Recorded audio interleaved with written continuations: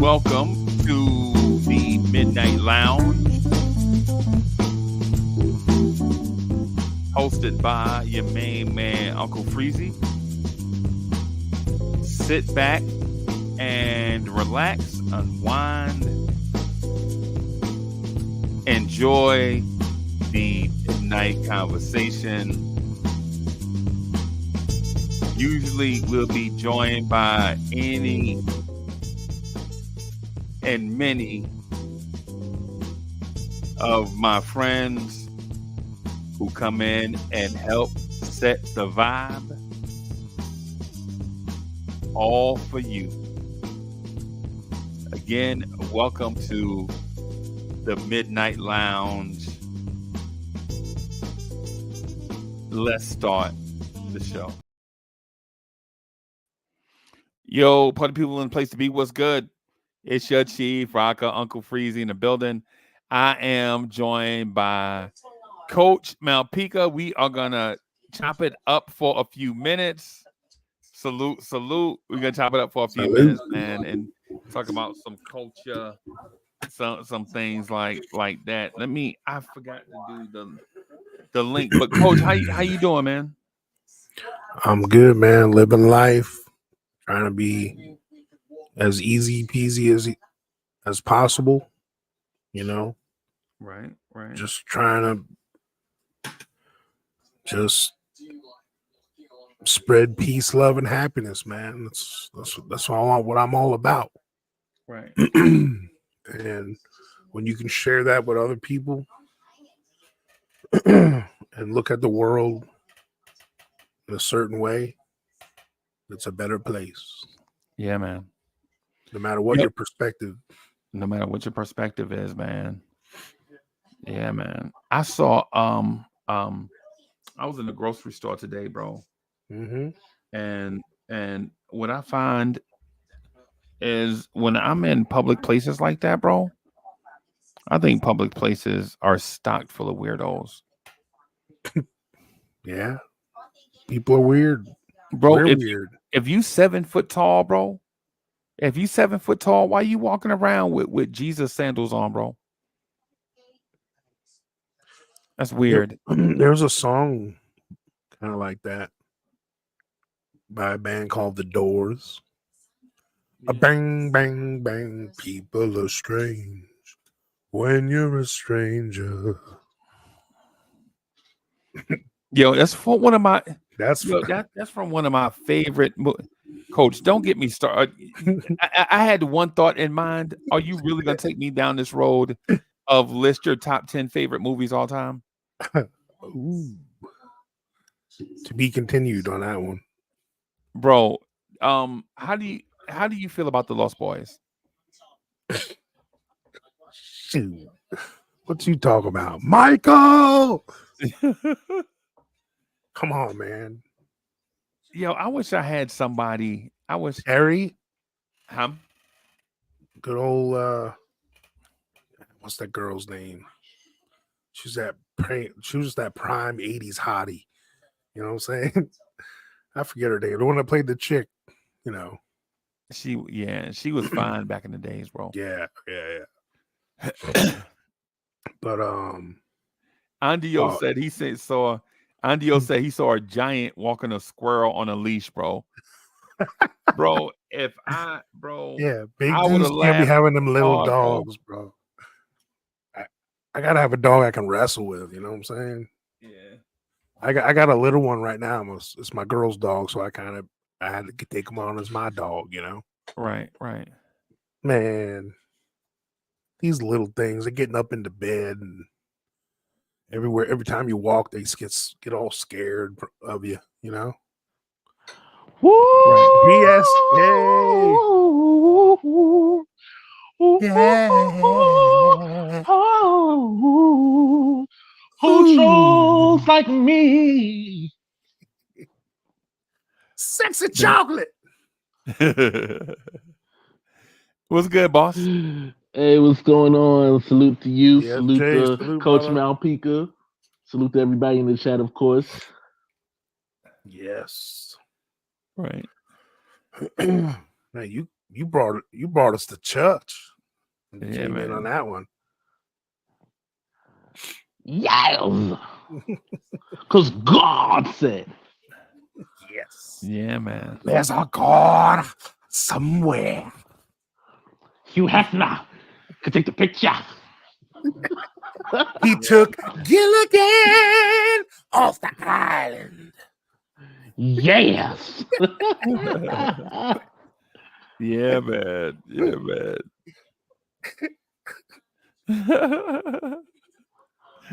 Wow. When I see these girls up here on the stage, man, I gotta man. that It's was been my it's been joint, too bro. long, bro. It's When I been too long. see I gotta these watch that girls up again. here, I know that there's a God God somewhere. Yo, that's hilarious, bro. That's Yeah, I still greet my neighbors the same way. Good morning, my neighbors. Well, yes, F you too. Yeah, Man, I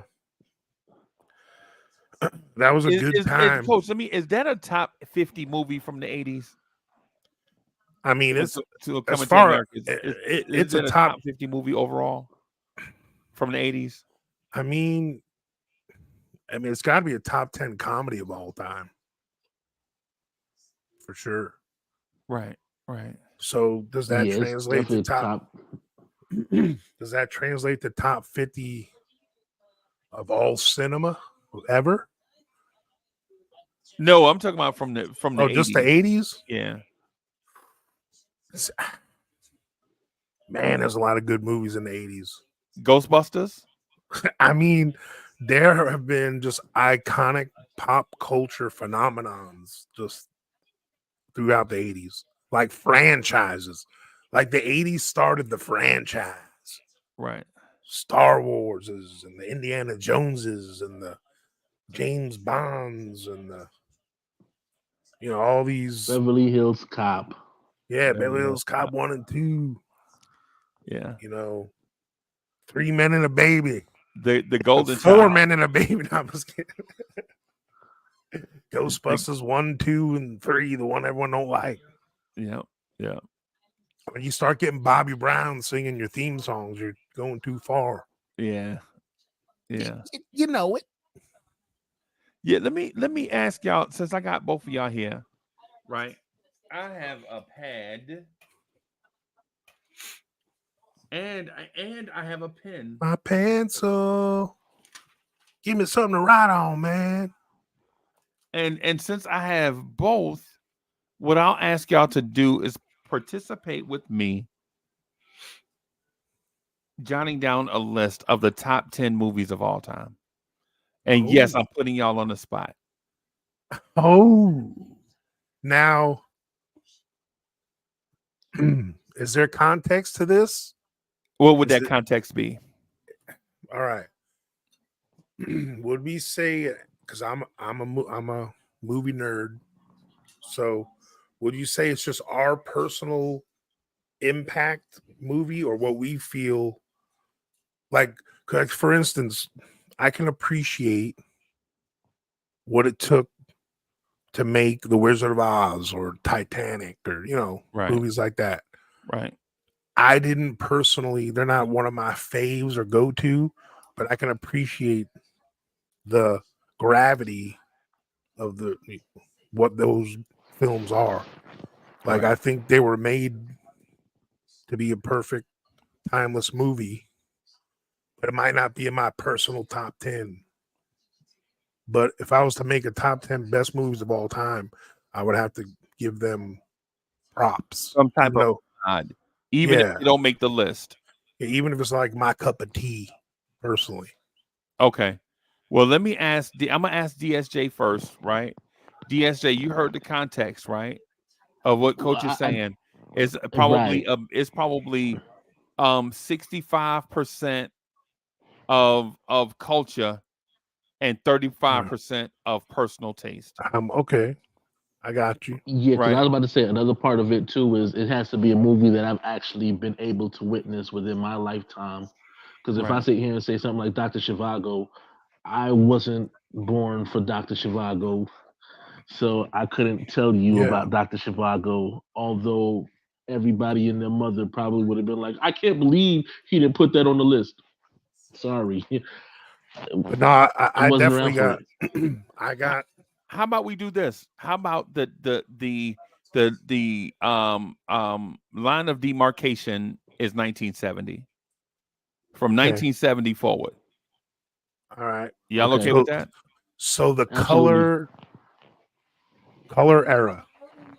Yeah. You know I the would say that's the modern era movies in because if you color. say Yeah. 1980, then you're leaving out movies like Rocky Yeah. The and Star Godfather. Wars. I think I'm about to say Godfather for me Yeah, would be on that list. yeah. Yeah.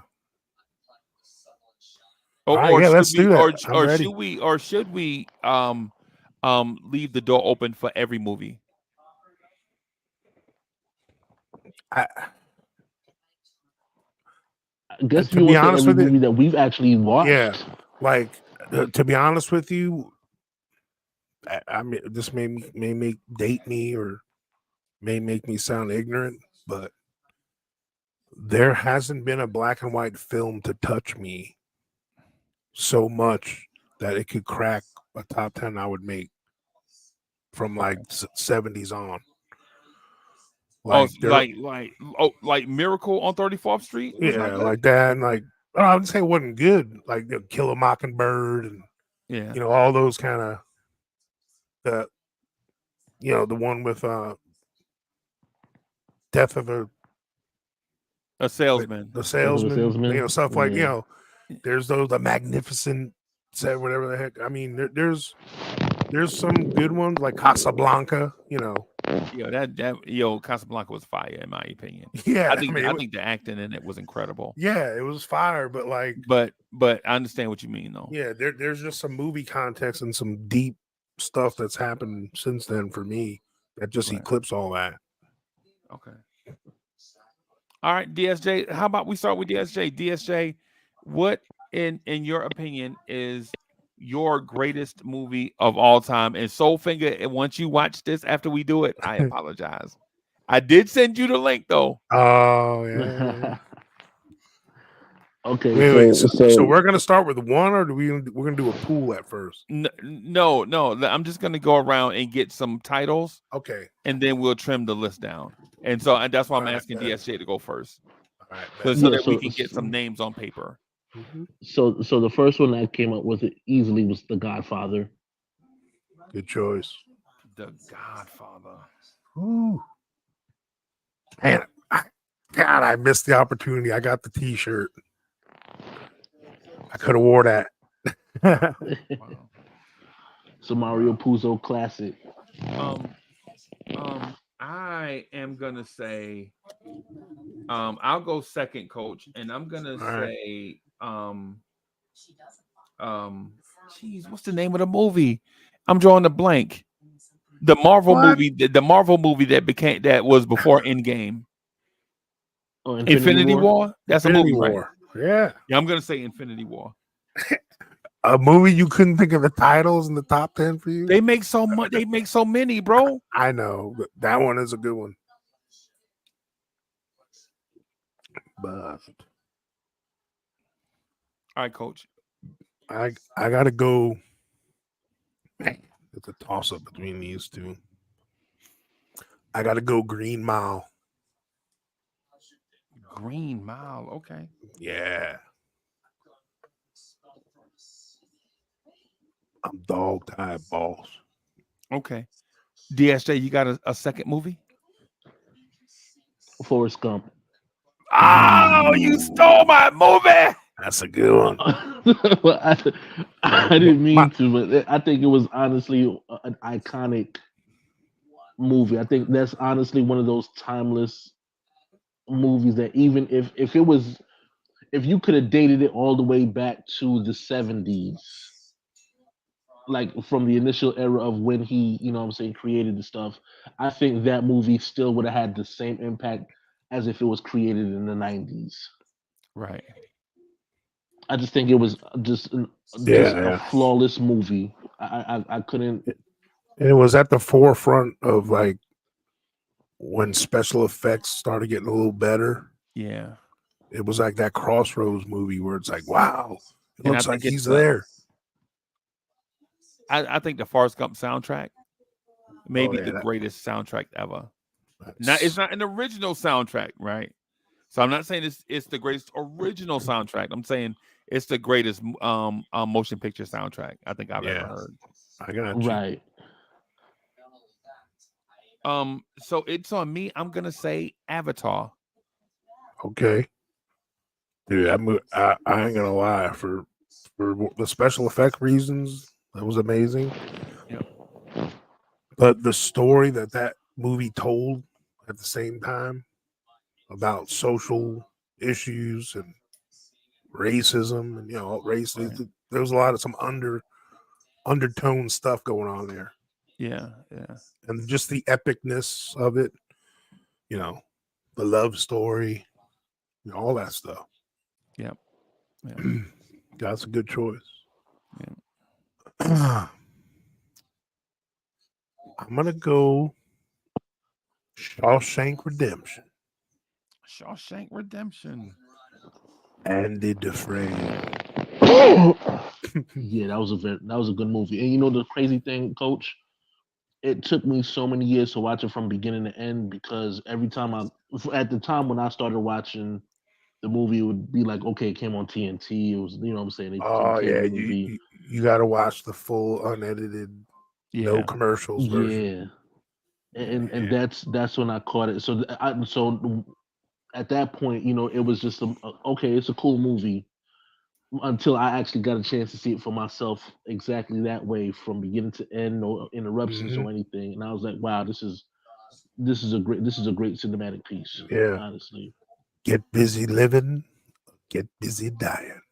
Yeah, man. In that voice too, by the way. Yep. Oh man. So it's on me, right? I am going to say Oh wait, hold on, Coach. Coach made this choice, right?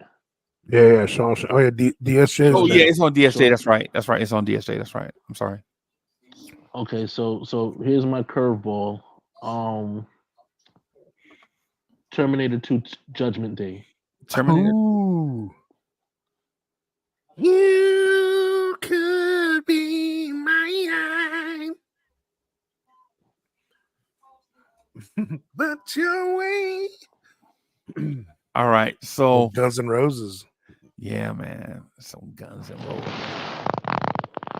All That right. song was big from that movie. Absolutely. And then it had like that's back when videos were still prime. You had the movie scenes happen in the video, the action scenes and stuff. Right. Right. All right, you're up, brother. Rocky. Oh yeah. I mean, you talking to an Italiano over here. You're talking about that's one of our movies. Yeah, man. Hey, Father, can you send down one of those prayers? Oh, I love when he does this. Oh, thank you for the command. Hey, Rocky, hey. Rocky. Yeah. Uh, man, I mean, there's nothing to say. I mean, the greatest underdog story, like, and to have the balls to not let him win the first one. Yeah. Yeah. Like, it technically wasn't a happy ending. No, it was not. That is the twist. Yeah, But he won, but he didn't win.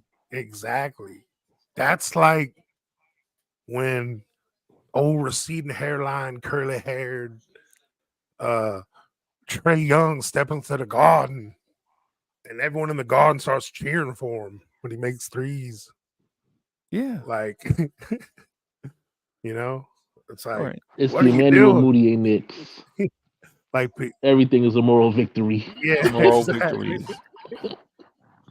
But no, yeah, that I mean, iconic, and when I respect that movie even more when I hear the later interviews with Sylvester Stallone about how him on a personal level, what he persevered through to make that film. Yeah, man. I mean, they told him it can't be him. Like he was, he just said, "Nope, I'm making this movie." And that's how do you like that? I'm gonna be the guy acting too and everything. Yeah. Yeah, that's a good one. I gotta go with. Here's another underground. It made me think of this movie because Mr. Denzel, not Denzel. Yeah, well, Denzel's in it too, but Morgan Freeman is in this too. It's Glory. Glory. Yep.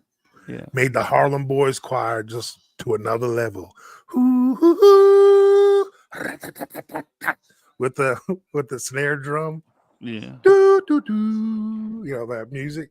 Man, Oh, that movie, bro. Bro, Man. that's the first movie because of the time frame it came in, like the age I was when I watched it. That's the first movie ever make me cry, bro. Wow.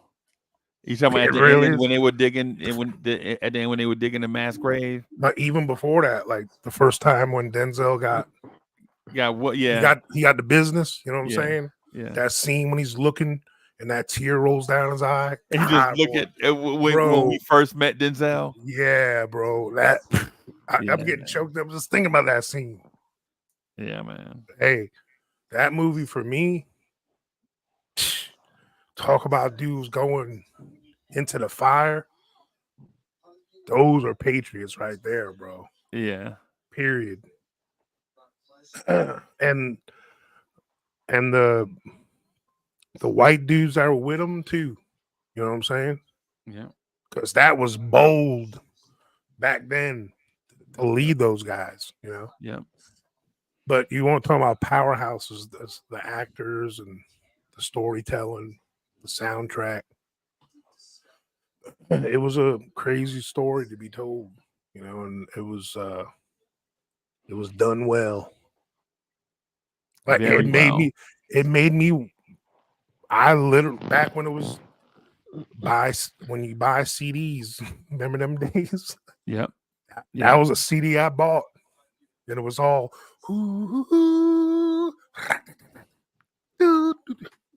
Bro, you talk about like. What's that? Yeah. It's just, man, there are so many great movies, bro. There are, man. I got a bunch. They're all backed up right now. I'm just waiting for my next turn. I think it's on DSJ, right? Yeah. Okay, so my next one is also a Denzel, a classic, I guess, if you want to call it that. Directed by Spike Lee, Malcolm X. Ooh. Oh, X. Yeah. We didn't land on Plymouth Rock.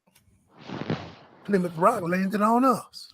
I'll be honest, I think this is the one movie where I actually tuned into the Oscars thinking that this one was gonna like win. Like I thought this one was gonna just clear the board the way that Schindler's List did. Right. Ooh, that's a good one too. Yeah. Too sad though. So I have two. I don't know. I'm just gonna say one, and hopefully I don't take somebody's movie. Right. But I'm gonna say The Matrix. Oh, that was a good one. Yeah. But that one blew. The first time I saw that, it blew my mind, bro. Right. Bro. With the technology of it and everything. And the way that it made you, the way that it drew you in mentally. Things that make you go, Yeah, man. Yeah, you mess around and watch that movie by yourself, bro. It made you start thinking about, like, am I in the Matrix? Am I a code? Am I? Yeah. You know what I'm saying? You're thinking am I a simulation? Am I a series of zeros and ones? What's going on here, bro? Yeah. I'm definitely too much of a troll to be a part of the Matrix. There's no way. Bro, I know, but when you saw that farm, remember the farm? They showed you the farm that stretched for miles and miles and miles. Yeah. You, oh, amen. Shit. Yeah, like that Men in Black thing, like when it showed like the Milky Way galaxy in a marble, and then all them marbles were like in a bunch of other galaxies. There was It's some like little aliens. bubbles. Yeah, Yes, bro. I'm telling you, bro. yeah, man. You never know. Yeah, But you know what? Just like that one dude, I choose the Matrix. yeah. Absolutely. Ignorance because is bliss, right? because if living is that Zion place where you had to eat that like corn slurry soup Yeah, stuff and yeah. I bro. think they look like corn chowder. Yeah, that's what it looked like. Corn chowder, like a milky corn chowder, like cream corn. But Yeah, yeah, the Matrix, that's good. All right. I'm gonna go a little funky on this one because he's my favorite director of all time, or producer or whatever. Pulp Fiction wow. with Quentin Tarantino. I mean, come on, man. If you the first time you watch it, it's like, what the hell? How are they telling this story? It's all over the place. Right. But then, like, it all kind of you see how it all adds up in the end, and Yep. then you watch it a second time, like, dang, these people can act their ass off. Yep. Like, Yeah, I gotta be honest. I think that Samuel L. Jackson scene all, alone, like all I yeah, could watch the movie alone just for that part and yeah, just be like, okay, I'm good. like Right. literally all his conversations with John Travolta in that movie are just it's a master's clinic in dialogue. Right. Especially Like the just foot rubs. yeah, that's the exact scene I'm talking about. You're walking down the hallway and they're having that conversation that every bro's had. Like we all had that conversation. Right. Would you give a man a foot massage? He's like, and he's like, what you talking about? I, I'm the foot master. I got my technique down and everything. I don't be tickling or nothing. And we've all said that. And it's like when he said, like, it's just a foot massage, and he threw him through the window. And then John Travolta broke it to him. No, we all know it. You're massaging her foot, and she knows what's going on, and you know someone that's on. Well, you know something's going on, but you don't say it. And Marcellus Wallace knew it, and because there's like that little thing that's going on. Right. Because you rubbing. I ain't gonna rub my boy's woman's feet. That's some sensual stuff. Right. Right. So then that brought up that little debate, like your friends in the room, like, hey, what would you do? You better not massage my girl's feet. No. Bro. That movie But yeah. that movie is a lot deeper than what, you know. Oh, definitely. Like Absolutely. what's in the case? That whole debate. Right. They still don't know what it is. Bro, But there are so many. like that came out the same year Forrest Gump. It couldn't win Best Picture because Forrest Gump won it. Yep. Yep. And Quentin was a little too edgy, For the time. Yeah. I still think it was a great movie though, bro. Oh, come on, man. Hell Yeah, yeah. it's still a fantastic movie. Yeah. If you just even if the story confuses you and they're hopping all over the place and all this stuff, and maybe some of the parts are a little edgy for you, Yeah. like the Gimp and Zed down in the basement, no spoiler alert. That scene with the ball gag and all that. Right. Right. That was you don't see that stuff in major movies. Nah. but it puts you in that. There's a moment in time where even if you got your sworn enemy, Right. you're gonna have to step up for your brother, man. Yeah. Your Yeah. bro. So Who's Zed? Zed's dead, baby. yeah. Zed's dead. Where did you get this motorcycle? It's a chopper, baby. Yeah, man. So Yeah. so somebody said Pulp Fiction. Who was that? That was DSJ? That was me. No, that was Coach. That was Coach. So it's on DSJ, right? All right. Yep. Okay, so mine is gonna be A Few Good Men. A few you stole my. You Okay, can't all right, handle all the right. truth. Yeah. All right, DSJ is looking at my Jack. notepad. Clearly, I'm reading right off the top of it. Yeah, I'm gonna have to hide it, bro. I'm gonna just put it on this side instead on this side.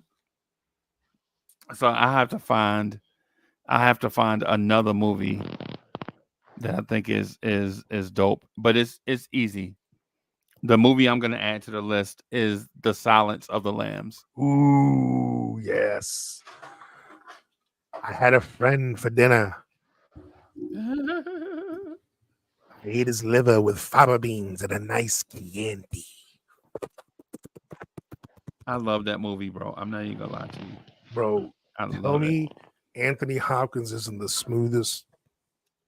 Bro, that dude. The GOAT. He's in the Bro, GOAT conversation. that dude can act his A's off. Yeah, man. Yeah, that's a good choice. The Silence of the Lambs. Clarice. All right. I gotta go. Man. I'm trying to think which one of these two I want to say. I gotta go with it. Indiana Jones, first one, the Raiders of the Lost Ark. Raiders of the Lost Ark. Yeah, bro. That brought. Not only did it kick off a franchise, but like, how cool was that movie for that back then? Yeah, man. No, Like it was the absolutely, like yeah. the special effects and everything, bro. Like that was 1981. That movie. Yeah. Oh, they was doing stuff that's like when your movie's good enough to be a main attraction as a ride at a theme park or something like a Bro. like, yeah, that was good. When with the movie, to me, it was so well written. Yeah, that you can tell like you're immersed in it. yeah, like because a lot of those action movies, the Arnold Schwarzenegger type ones, and some of the, the what do you call the irreplaceable? What is it called?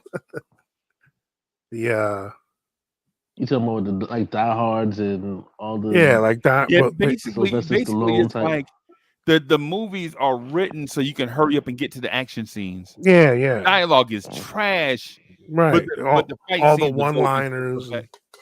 Yeah, but the Raiders of the Lost Ark was like some good witty acting and banter between people. Let's have the little moments of comedy and Right. it was the gateway to the 80s, man. It was just it was such an iconic movie too. Okay. Like if you see the silhouette of Indiana Jones with the hat, Yeah. Yeah, that's gotta be one for me. Yeah, Raiders of the Lost Ark is fire, bro. Like, so let's add it's about those movies that span all cultures. You know what I'm saying? all time. Yep. All culture, cultures, all time. all like everything. You can play that movie tomorrow. People watch. Coach, let's add about 6 more to the list. All right. DSJ, let's go around the table 2 more times. Okay, no problem. That way everybody get a chance to add 2 more movies, and then we'll lock it in there, and then we'll shave some movies off the list. Okay, that works. That works. So speaking of silhouettes, I thought Spaceball. No, I'm playing. I'm trying to. Spaceballs. I couldn't even go no Your further. You got to Schwartz is the comb the biggest desert, but have the mine. brothers out there with picks, picking the desert. Giant picks. Oh man, no, but in terms of the silhouettes that are iconic, and even though I'm sure you and Bully will have this debate for as long as the crustacean period, Jurassic Park. Oh. Jurassic Park. Okay.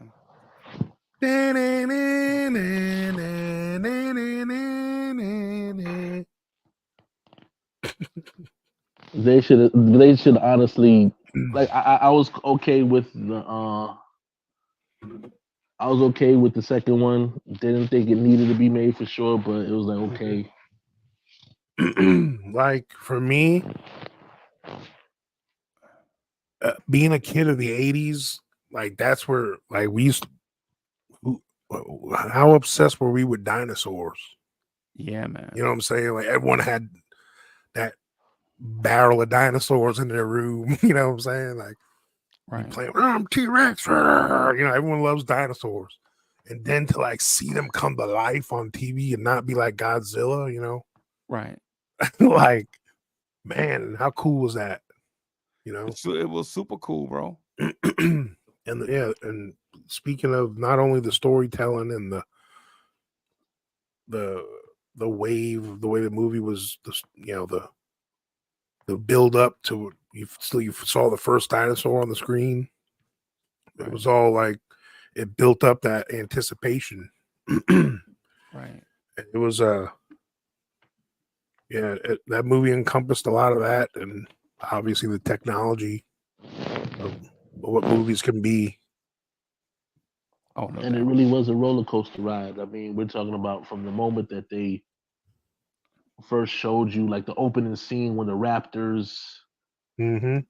showed their intelligence, and you saw the formidable opponent because it wasn't just like man versus man or man versus beast. It was also man versus nature Right. attached Right. to it because of not only just the actual events of dinosaurs existing, but the philosophical aspects of these two can't exist in the same time frame, in Mm-hmm. the same plane, and Yep. how much of that transferred over throughout the entire franchise. That's deep. Um. Um. I have a couple in mind, and I think y'all are gonna shave maybe a couple off the list, right? But I'm gonna say for this spot here, and I know it may get shaved off the list, but I'm gonna say Star Wars. I mean, It's hard to shave off. yeah. It's hard to shave it off because honestly, again, if we're talking franchises, we're talking about something that spanned an entire series. Right.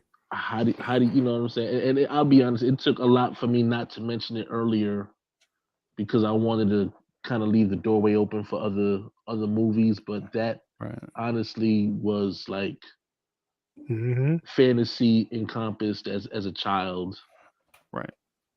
and the looming threat of the voice Right. that we found out later belongs to an esteemed actor in James Earl Jones. Darth Vader is Mm-hmm. probably Yeah. one of the most iconic villains of all time. And you know, the whole soap opera of, Right. you know, the stuff they were talking about, like those stuff happening behind the scenes, and you know, it was a mystery and science fiction, and Right. Right. yeah, I don't know. That's you can't go wrong with that one. Well, speaking of that kind of that went on to be, you know, have some uh sequels and all that, but something about the cinematic adventure and the effect it had on the world is Jaws. Bro, you beat So that was the second one I had, and Yeah. I have a story about that, bro. It's when Jaws hit the theater, right? My cousin took me to see it. Right, I might have been like 8 years old, Mm-hmm. right? Maybe 9 years old when Jaws came out. 8 years old, maybe. Mm-hmm. Right? Yeah, I was little, right? Like too young to be watching a horror movie, Yeah, yeah. right? But my cousin, who was old as shit at the time, I think my cousin probably was like shit, like he was old as dirt, bro. He was like 14 years old, Okay. right? He secured What? he secured a pack of cigarettes, right? Oh And boy. he rolled the cigarettes up in his sleeve, and he was Oh yeah. walking around the movie theater with his pack of cigarettes in his sleeve. Lucky He's like, Strikes. huh?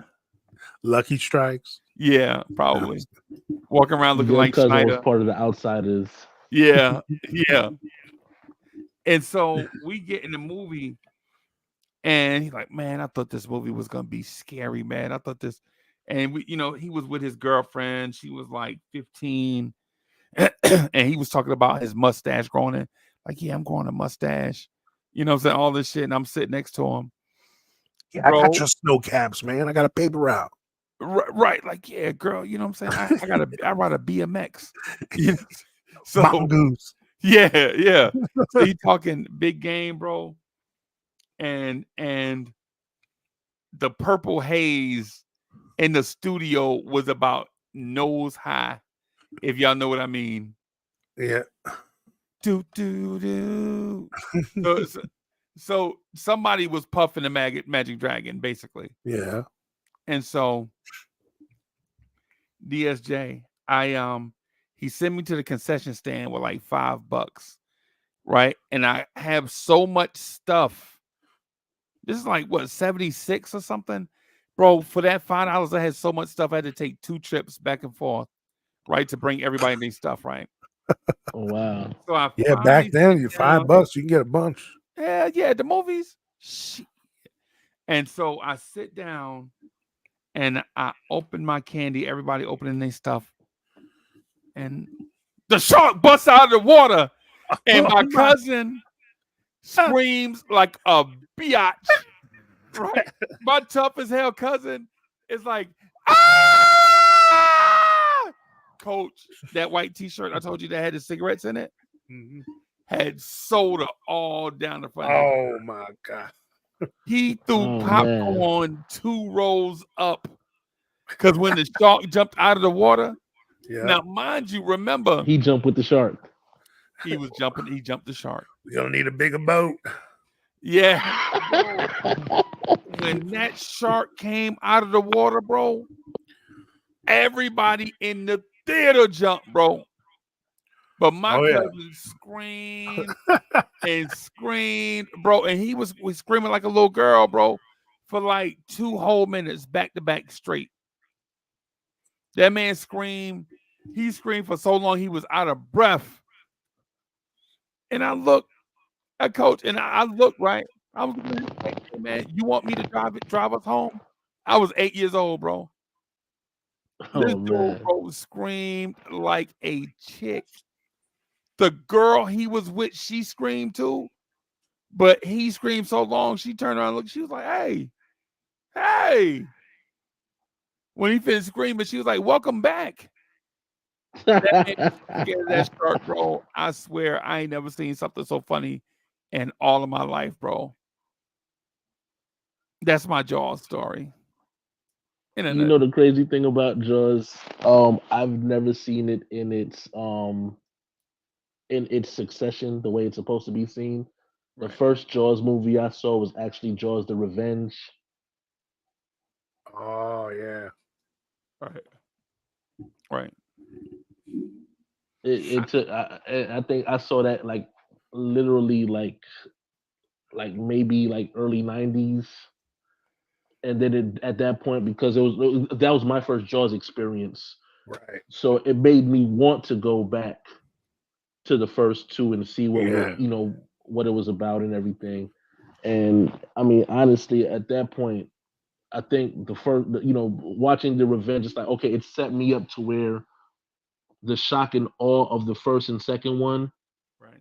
wasn't as strong as it could have been, and I wish that I might have been able to watch it in Yeah, because actual.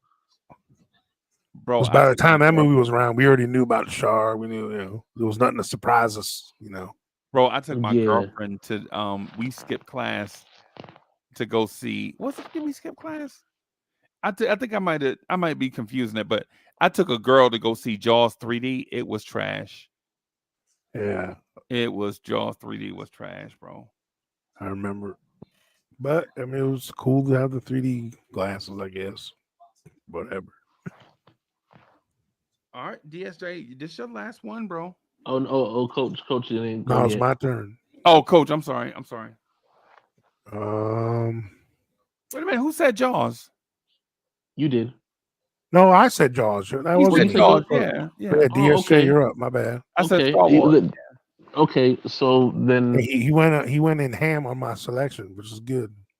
Yeah, and DSJ said Jurassic Park before that. Yeah, right.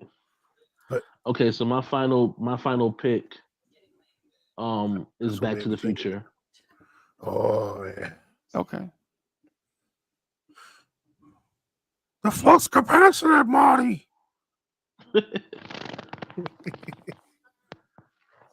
And Power of Love is probably one of the best opening songs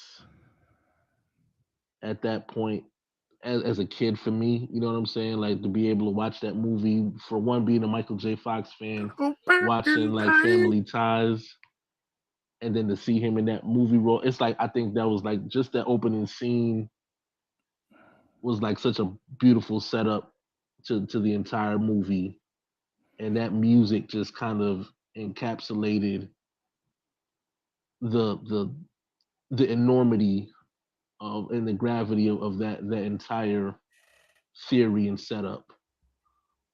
Biff. Okay. Everyone loves a good bully to root against. Yeah, that's a good one, man. That's the launching of an iconic series for sure. Coach, I have three, and I'm only gonna say one. But after you mention your movie, I'm gonna let you know the three that I have listed. All right. Right. So for me, I'm gonna say because I feel like we have to add this genre. I'm gonna say Tombstone. Ooh, Oh I'm your yeah, Huckleberry. Yeah, remember I'm Tombstone? I'll be a Huckleberry. I'm your Huckleberry. Oh yeah. Daisy, Daisy at all. Well, tell Val Kilmer the fact that he didn't win for that. I can still get mad today. Yeah. Doc, I don't have no problem with you, Doc. When he was saying that, I was like, yeah, he's scared, bro. Yeah, Yeah. So, I'll just all right, shoot the coach, you one gonna in the bring us middle. home? Oh man, that was a really good one, man. Whew. I'm torn between two of them. One of them is similar to the first one we talked about, The Godfather. I just don't want to be too partial to my people's Yeah. stuff. But man, Goodfellas is such a good movie, man. Goodfellas. Yeah, I passed over that movie like 4 times, bro. I I gotta passed over go. like 4 times. I mean, Robert De Niro and Pesci, just come on, that's magic. I gotta be honest. I struggle with which one I like more between Goodfellas and Casino. Yeah, Casino Casino's is good. the movie I That's had, one of the close movies I too. had listed. That's up there too, bro, for real. So It's DSJ, honestly like I'll the biggest mention. struggle. I'm gonna mention the two that I had, and y'all tell me if I was far off.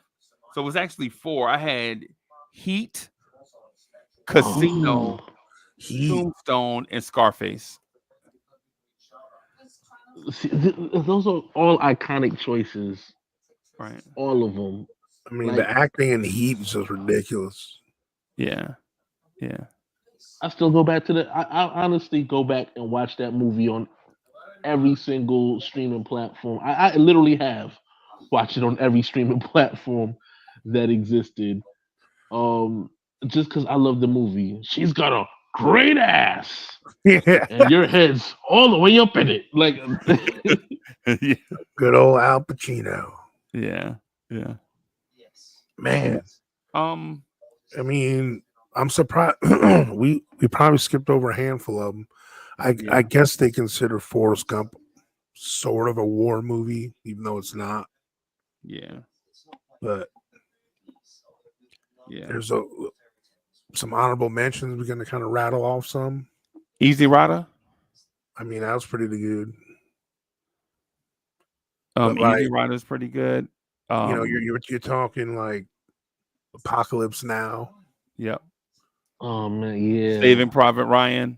same Platoon. Platoon. Definitely. That was a good one too. Yep. Yep. I mean, then if you want to go like the sci-fi route, be out there like Blade Runner, Alien. Alien. Oh yeah, that's another Predator. one. Rest in peace, Carl Weathers. Yeah. Yeah. Tubbs. You ever saw that movie Sphere? Oh yeah. Yeah. So Sphere. There's a You ever movie see? called Outbreak. Oh yeah, that's good. You ever see Contact with Jodie Foster? Yeah, Yeah, I man. saw that one Ooh, too. that's a good one too. Yeah, man. Or that one makes you go. I feel bad I never mentioned anything from the horror genre, but Interview with a Vampire is probably one of my favorite. Oh yeah, Dopest. Yeah. yeah. That brought on that was the beginnings of the. I mean, everyone always thought vampires were kind of cool, and they were always Dracula for Halloween and all that. But when Interview with the Vampire came around, that started Um. Let me launching throw. that I want to obsession. throw some cold water on the Interview with a Vampire, just real quick, because I loved it, right? But I didn't love it as much as Bram Stoker's Dracula. Oh, absolutely. Well, you want to talk about Gary Oldman? Yeah. That dude can Yeah. act. Like Man. to see him in Bram Stoker's Dracula, and then his part in True Romance. Yeah. You ever see that DSJ True Romance? Absolutely. Yeah, for Oh sure. man, that character Gary Oldman played. You know the funny thing is because Uncle Freezie mentioned Gary Oldman, the first thing I went to in my mind was Leon the Professional. Yeah. Oh Yeah. yeah. Yeah. That's it. Yeah. That's a good one I too. need you to go ahead and call everyone. You mean everyone when he the oh man the intensity in his acting, Yeah. and may he rest in peace. Yeah. I mean, honestly, I think like the element of that whole movie, the coolness of Leon versus, you know what I'm saying, Spilecki's intensity, just the rivalry in that whole thing, and then the fact that they have the same 6 degrees of separation that comes about only when, you know what I'm saying, he went to save Matilda, or else at that point there's no telling whether or not they would have ever met in real time. Right. Yeah. I Right. mean, and then yeah, no, and obviously he's Sirius Black in the Harry Potter movies too. Yeah. Yeah. And I'm not even gonna lie to you. The Dark Knight, in my opinion, Ooh, the trilogy, man, listen, yeah, those were bro. that brought Batman back with a vengeance. Yeah. Ooh, get it, vengeance. No, Yeah. but So I'm and gonna I'm gonna text the list to both of y'all, right? And then that way we can review the list together. Heath Ledger, bro, his You portrayal of the know, Joker. he did a phenomenal job, and I think his realism, because I grew up I'm a comic book head, so I grew up reading the Yeah, comics and the over the top, and so I related more to Jack Nicholson's yeah. Joker, his portrayal of the Joker. But Of Heath course. Ledger's brought a different dynamic that made you Yeah. Well, just he kind of brought the gravitate towards it. edgier, like dark novel versions of the Batman stuff Yeah, that started coming out. Like he kind of took that part. Like DC Comics has that dark side to it, like that Marvel don't have. Like DC Comics got some behind the closed doors, like they push it in the closet ideas. Like they people got some mental issues, and Yeah. there's more edginess and drugs and real killing and stuff. Yeah. Like DC Comics is like, I don't know a good analogy, but they're a little more edgy. No love for Beetlejuice. Yeah. a good movie, but I honestly like. I'm okay without it. Yeah. I mean, Yeah. as far as like, here's your top 10 movies you loved when you were a kid, you know, Yeah. and Yeah. then Yeah. Beetlejuice, number 6, you know, or Yeah. whatever, you know, it's like, it's one of them, you know what I'm saying? It's like, it's one that it's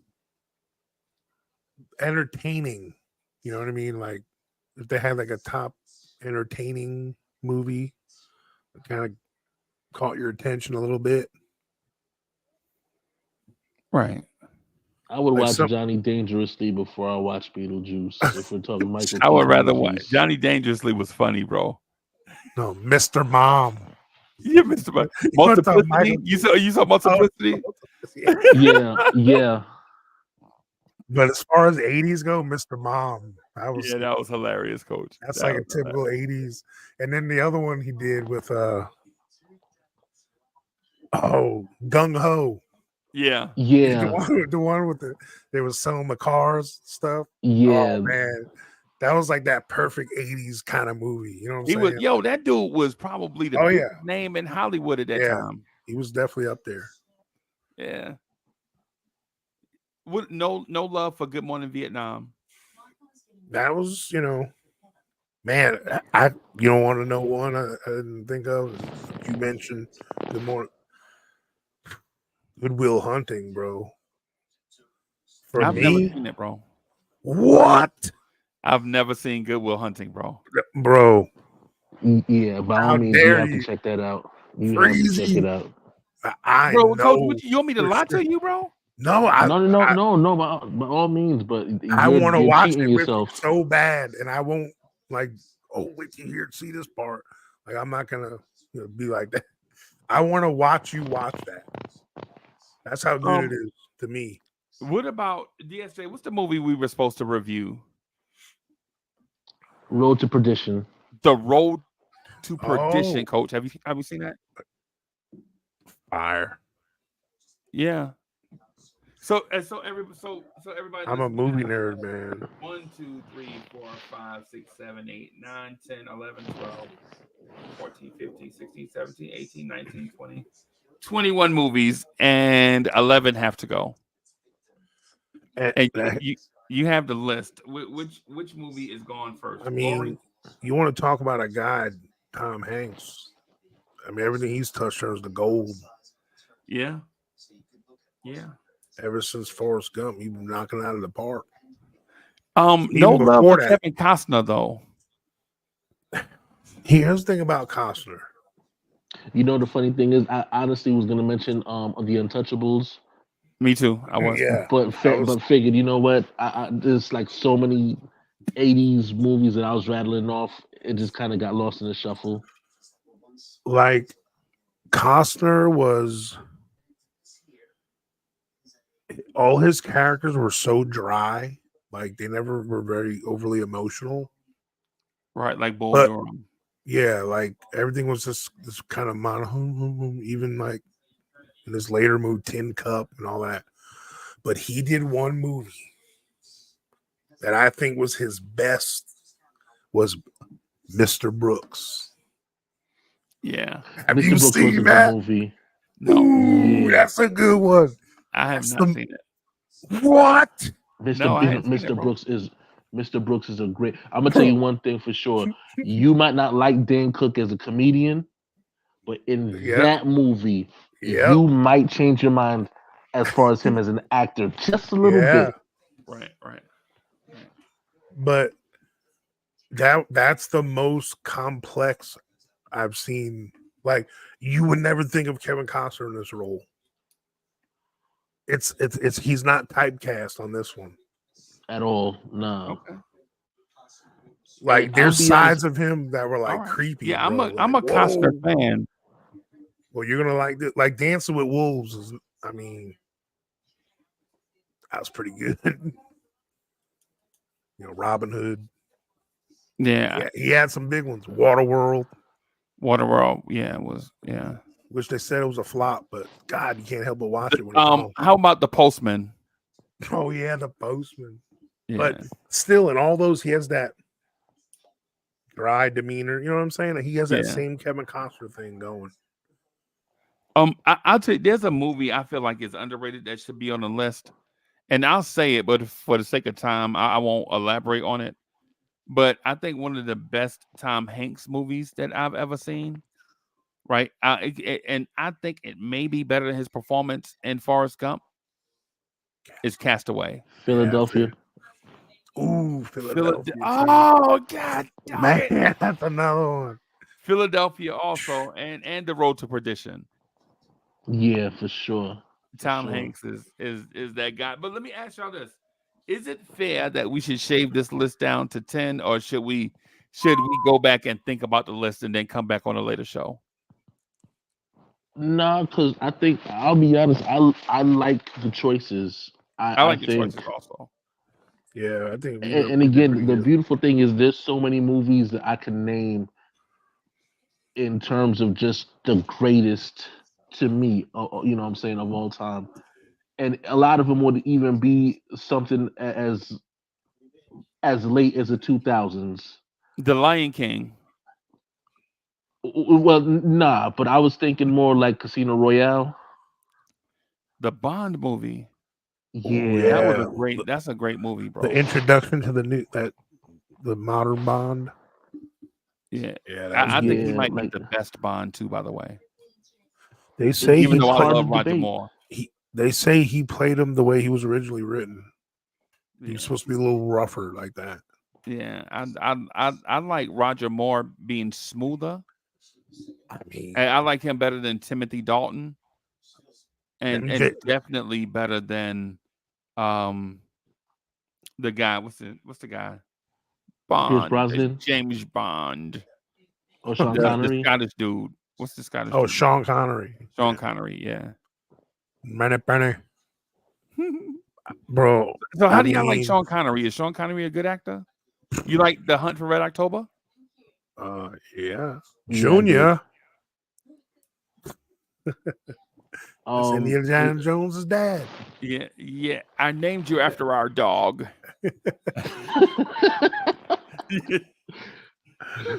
Y'all like Alcatraz? yeah, The Rock. The Rock. Yeah, The Rock. Yeah. The Rock. Nah, he was definitely good at that one. Nick Cage, of course, over the top, but I don't even think that was Nick Cage's best action Who was movie. more over the top? Nicolas Cage or Al Pacino? Nick Cage. Yeah, Cage. He's Cage Rage, man. I think Al Pacino's more intensity and Nicolas Cage is more just overly done. Oh yeah, wait. Sean Connery was in the Untouchables too, The wasn't he? Untouchables too. Mm-hmm. Yeah.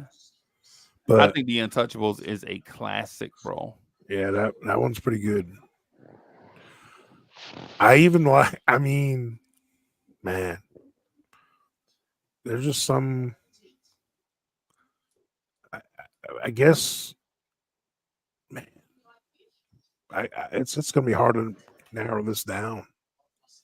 Yeah, that's what I'm saying. When I looked at the list, I don't know if it's fair.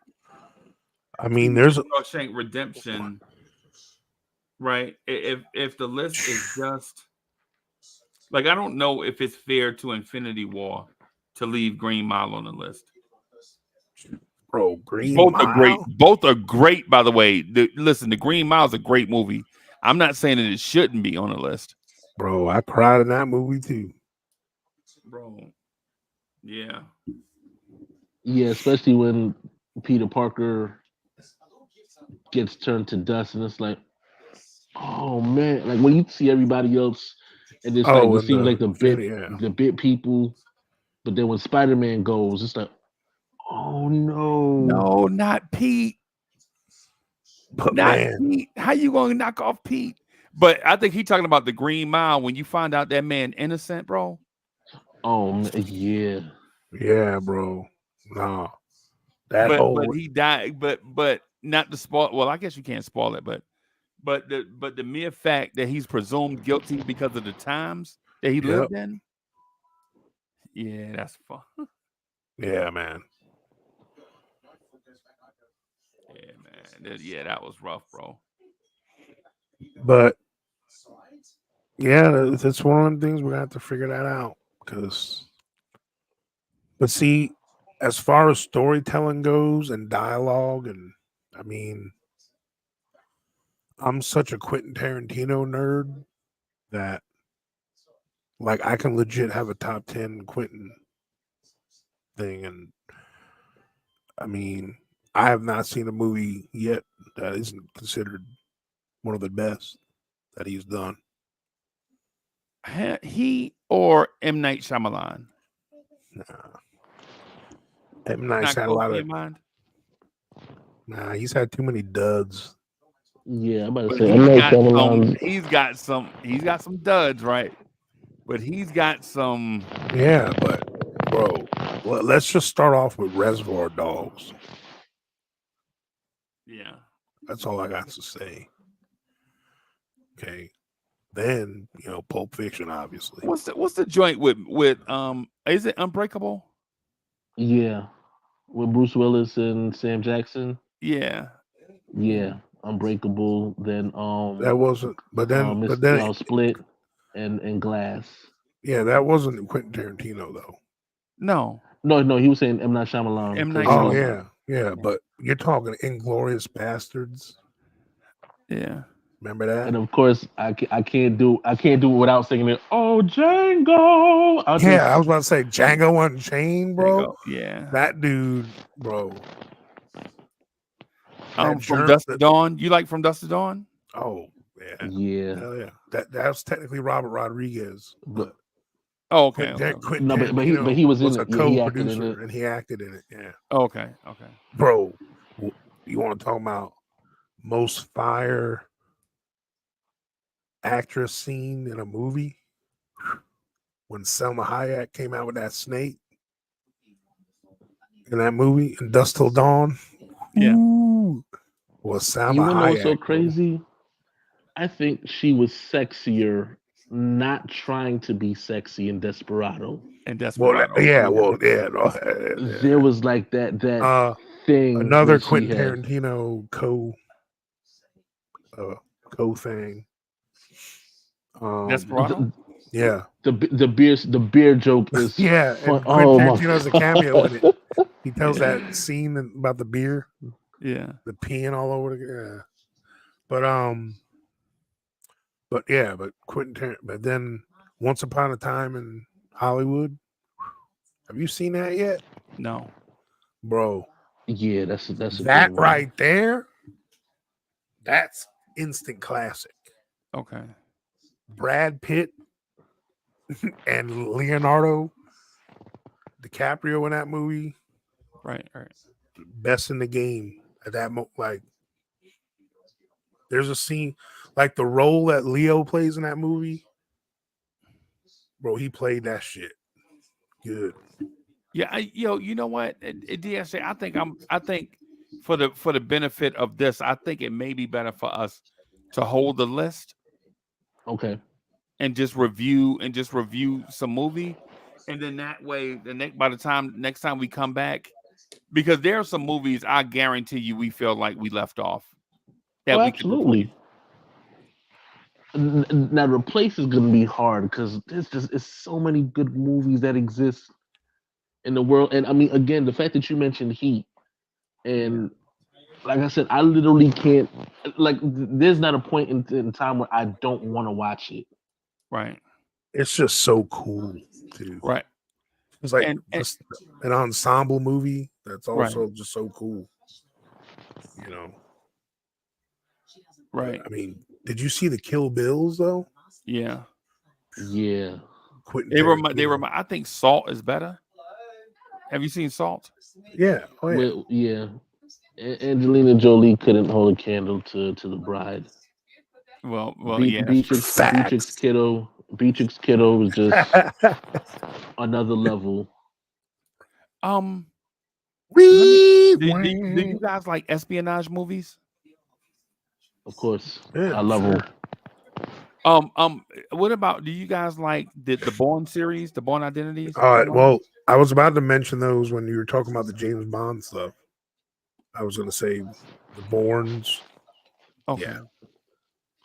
I think the first one was probably like the pinnacle. I think after that, it kind Yeah. of went in a descent as opposed to like an incline in terms of the storytelling. Like I think they peaked at the first one, and you Right. just kind Yeah. of went along with it for the sake that okay, the first one was so good that the second and the third one was like okay, well, all right. And then I think where they messed up at was trying to continue the series with Jeremy Renner's Yeah. version. Yeah. Now, Matt, it's like one of them things where at first a lot of people had a hard time seeing Bond not be Sean Connery. And then, like, when we had Roger Moore in the 80s, that was like our Bond, you know. But Yeah, then, Roger Moore was smooth, bro. yeah, bro. Like when he And was talking to the ladies, bro, you felt like you were eavesdropping. I swear to God, yeah. bro, that dude was so smooth on camera, bro. When he was talking to them ladies, bro, like when they were touching his hand, like you felt something, Mm-hmm. right? That man, bro, yo, you legit, you felt like, yo, I'm ear hustling, like I'm legit cock blocking right now. I'm in Roger Moore. Right, there was a lady Roger Moore was talking to in the bar when he was leaning on the bar. If I get the movie. But he was talking to her, bro, and I was like, "Damn, bro, this dude, man, yeah, that dude was smooth, bro. I loved him in Live and Let Die. Yeah, Oh, yeah. would y'all like Timothy Dalton? That was a, He only had those two, Living yeah. Daylights and License to Kill. Yeah. And those were like, you know, They were the all right. action, when the action ramped up a little bit. I think they only cast him because he had gray eyes, bro, or green eyes, bro. Because he didn't do anything else. You like, what else can this one can do? I mean, I got to be honest. I think it was over the top. yeah, Like the use of his gadget, the Q's gadgets and everything. It just felt like real over the top. yeah. It was It, like, it right. felt It like was, Austin Powers to me, bro. yeah, it was like when that time it came out, like technology and stuff you can do in movies was starting to be a little more experimental. It's Yeah, like they went all in on it, like when those Bond movies came out. yeah. Like my man Chuck Allen says, it was the cocaine 80s. Yeah. Yeah, man. Cocaine. Oh, speaking of cocaine, Scarface. Scarface, yeah, man. I don't know. The moment you said the cocaine 80s, the first thing I thought was, well, I guess it makes sense that License to Kill was. Yeah, that. As soon as I thought about, as soon as we mentioned Blow, I thought about Blow. Oh, You ever saw that movie Blow? yeah, yeah. With Johnny Depp. Yeah, yeah. And let That me man ask, couldn't let me catch a jog you. break. So why didn't Top Gun make this list? I think it's just I, easy to just I, get lost in the shuffle. yeah, that, and I think that just falls under the entertaining movie category, kind of. Okay, It was more entertaining than then good. a great meat and potatoes. You know, Okay. it What was about? more. Have you ever seen Less Than Zero? Oh, with with James Robert Downey Spader Jr., yeah, yeah, James and Andrew Spader, Andrew McCarthy McCartney, and Robert Downey Jr. and Yeah, Jamie Gertz, yeah. who played. yeah, That's who you're looking for, Star from the Lost Boys. Oh yeah, yeah, Jamie. Yeah. Jamie Gertz. That's where like you start getting into those 16 Candles, Breakfast Club. the Breakfast Club stuff. The What's the Brat movie Pack. 420? What's the movie? Hey, everybody, it's 420. The Half dude Baked. with detention. They in detention. Yeah, that's Breakfast Oh, the Club. Breakfast Club. That was Breakfast Club. Okay, Yeah, okay, yeah. okay. It's 16 Candles. Pink Flamingo, was that a movie? I think so. Then there was all the Fast Times at Ridgemont High. Fast Times at Ridgemont High. The Karate Kid. I mean, yeah, Yeah. there's just so many feel good. Then there was that. Then there was that friend that, hey, Porky's. Porky's. Yeah. Remember them Porky's movies? Porky and Nerds. They were kind of Revenge of the Nerds? Revenge of the Nerds. Come on, man. Yeah, man. Lamar. Man, still know that rap. Lamar was so fabulous back then, bro. Clap your hands. Who was more Who was more fabulous, Lamar or Hollywood from Mannequin?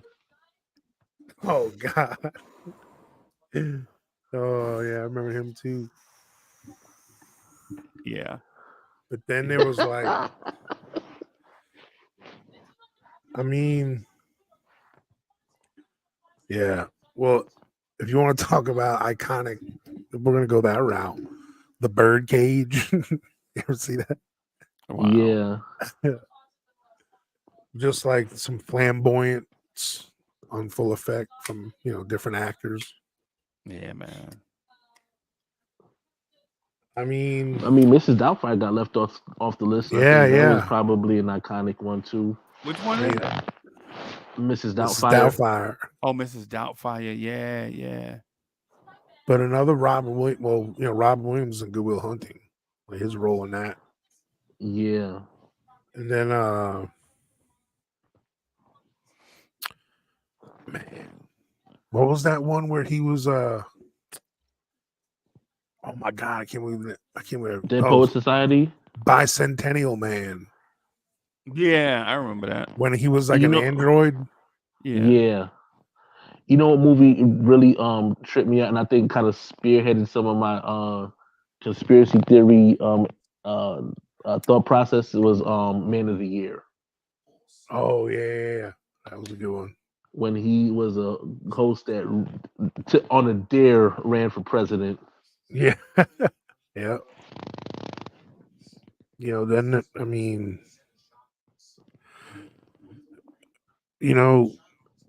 when we talk about some of these movies, you see some of the familiar, some of the same actors in some of them. We got to do a list for that too, like that top 10 best actors, or that'd be a cool list. Yeah. That's why like a list like actresses. The top 10 of all time is hard because you not only have to realize that it's a subjective list, but you have to also, like, once you start naming off one actor, it's like, well, I got a list of you think of the other movies by himself. Like I was thinking about that with Brad Pitt, because when you say Interview with the Vampire, then I said Once Upon a Time in Hollywood, but then like, bro, Meet Joe Black, California. Legends of the Fall. Yeah, bro, Anthony Hopkins and that, and then like that whole story with like each son with that woman. I mean, spoiler alert. But yeah, and they had like the war scene. That was an epic movie. Mr. and Mrs. Smith. Yeah. And I love that for the dynamic that it showed off his complete range of the comedy, the Seven. action. Remember Seven too? Yeah, bro. That's close to being could be on the list. What's in the box? Yeah, bro. What's in the box? That was a pretty edgy movie, man. And him and the Master together. Yeah. Another one, and because you see, this is how it goes, the rabbit hole, because you bring up a movie with Kevin Spacey, and I can't help but think about The Usual Suspects. Yeah, it's Usual Suspects. Yeah, I was thinking of that too, because that's when that stuff started coming out with The Usual Suspects, and then guys are so sad. That was the big the reveal. The reveal at the end. Then yeah, it's like The Sixth Sense with Bruce Willis. You can go down a rabbit hole with him too. I'm gonna be honest though, and I think maybe that's just because maybe because I'm always thinking outside the box. I knew he was dead from the beginning. Oh God, I feel like for those that haven't seen the movie, my apologies. Yeah, but if you don't know by now, alert. Come on, man. But it's something about the way the whole movie unfolded. It was like, I think by the time that Joe Olsmith was screaming in the closet. Yeah, I was like, I got a feeling that Bruce Willis isn't here with us anymore. Right. And I just kept on going back in my head about the fact that he got shot and all that stuff by his patient. Mm-hmm. Right. Like he's not with us. All right. Since because of we've had the fortune of being on the earth and had our ear on the or a finger on the pulse of pop culture for longer than a lot of people. We were blessed, living through all these movies we're talking about. And so it's easy for us as old heads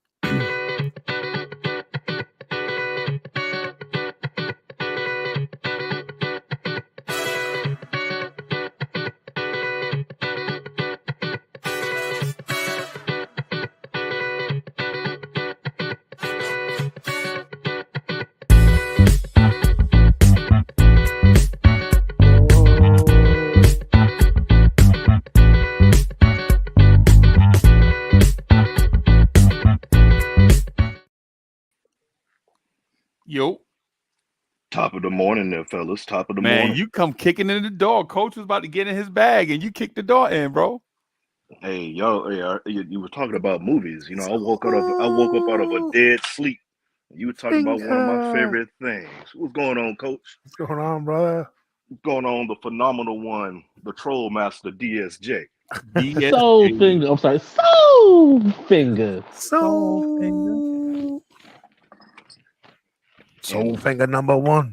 Yeah. So get right to it, bro. What's your favorite movie of all time, bro? Oh shoot, man!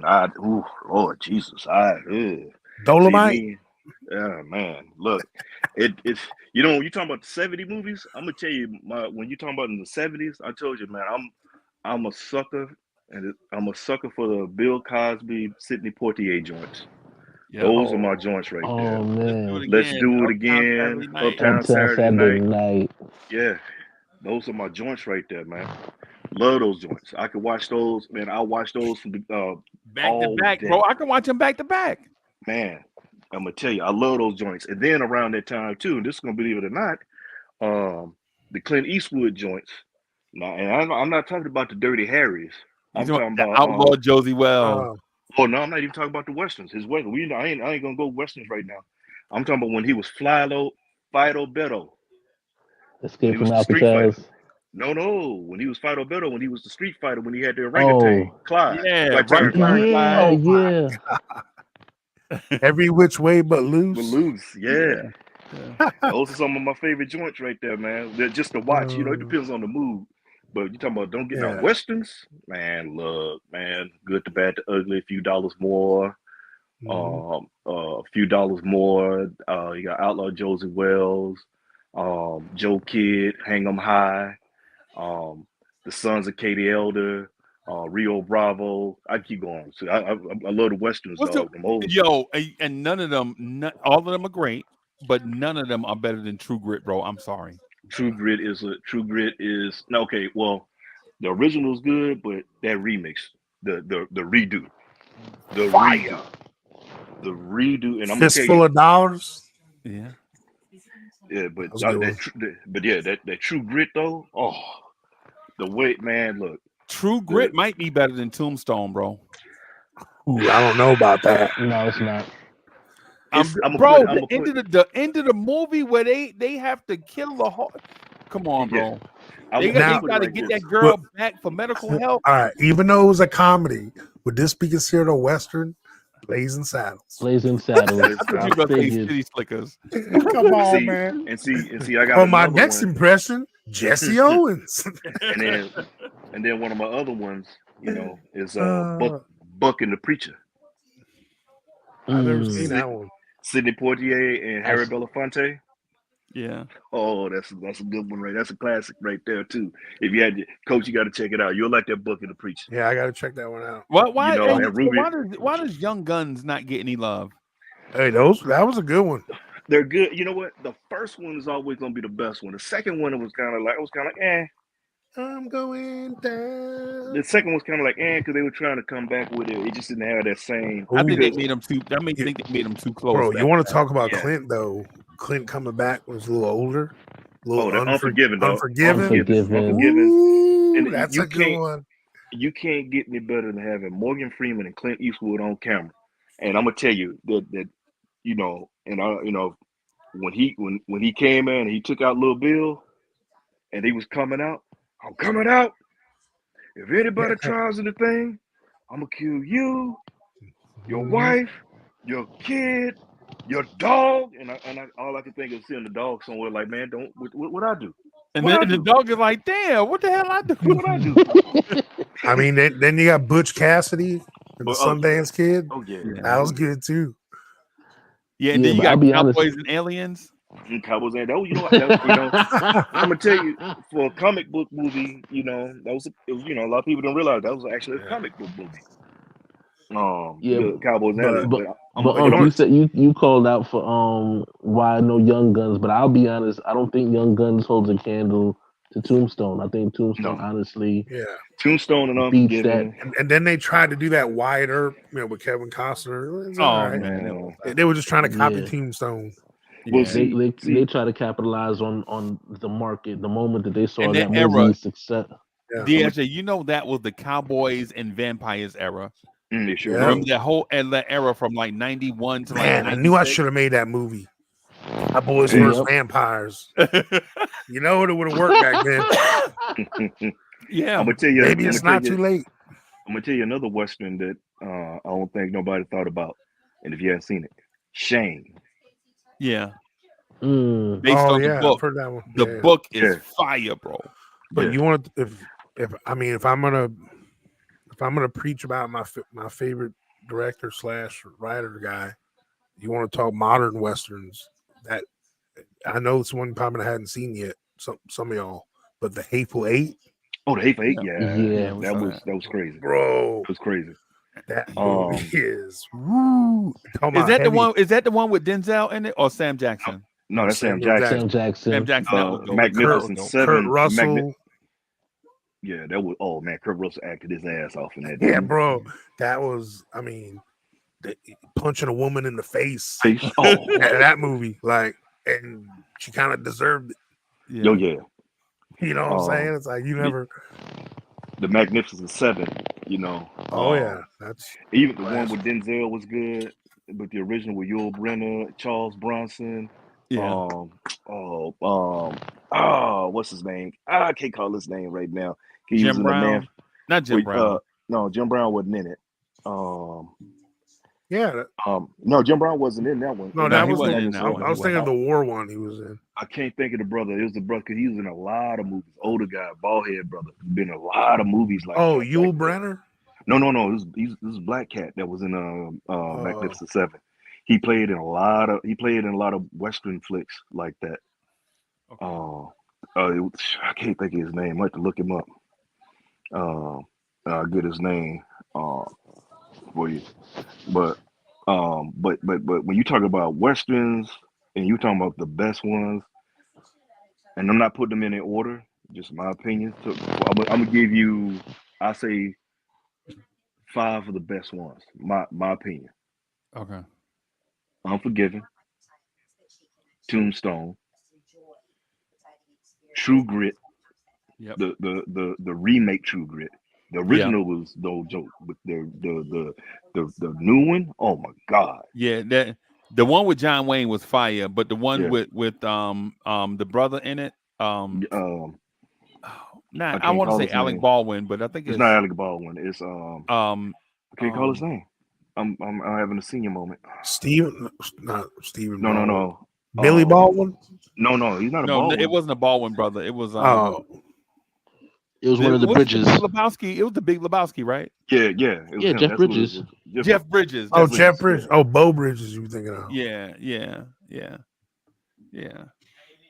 And Haley and then Stansfield made her debut. and I'm gonna tell you another one. A lot of people, if you hadn't seen it, the 310 to Yuma with Kristen Bell. Oh yeah. Yeah.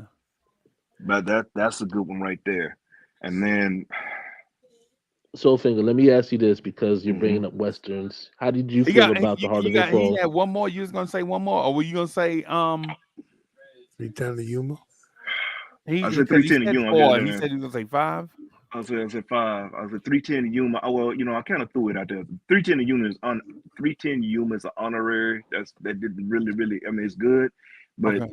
when you come down to it, the good, the bad, the ugly, and the outlaw Joseph Wells. The outlaw Josie Wells got to be on this list, bro. Yes, you cannot. You talking about Western? You cannot not have that. Those like of all time to me. Those are the 5 of the great ones right there. I love. I love me some westerns, man. Like I said, I grew up watching them with my moms all the time when I was, I'm gonna go in because I here was and get cook sick. me I'm gonna go in here and cook me a bacon sandwich, man, and sit back and watch me some westerns. Right. Oh DSC, man, I didn't mean to cut you off, but Soulfinger was having a senior moment. Trying I to No, no, remember no, the no. It's thing. all good. As No, far as because I was westerns, yeah. Oh, I'm sorry, my bad. no. I was just gonna ask, what are your thoughts on The Harder They Fall? oh, thank you. That That's a good one, one, yeah, too. I slipped on that. Appreciated DSJ to coming back because I was going way back. But Harder They Fall, out of the new ones, that one was hot. I like that. And granted, the characters never had nothing really to do with one another, but the way they wrote it and put it together, you would never know. Oh, Especially how they made Bass Reeves the way they portrayed him and everything. I like how that went down. I like that. That was a good one. That was a good one. Coach, is You ever see Django a western in your opinion? I mean, it's got a lot of western elements. It's got a lot of western elements in it, right? I mean, Even though some of it is in the South, like Candyland is in South Texas, or was it in Oh, Tennessee? no, Django.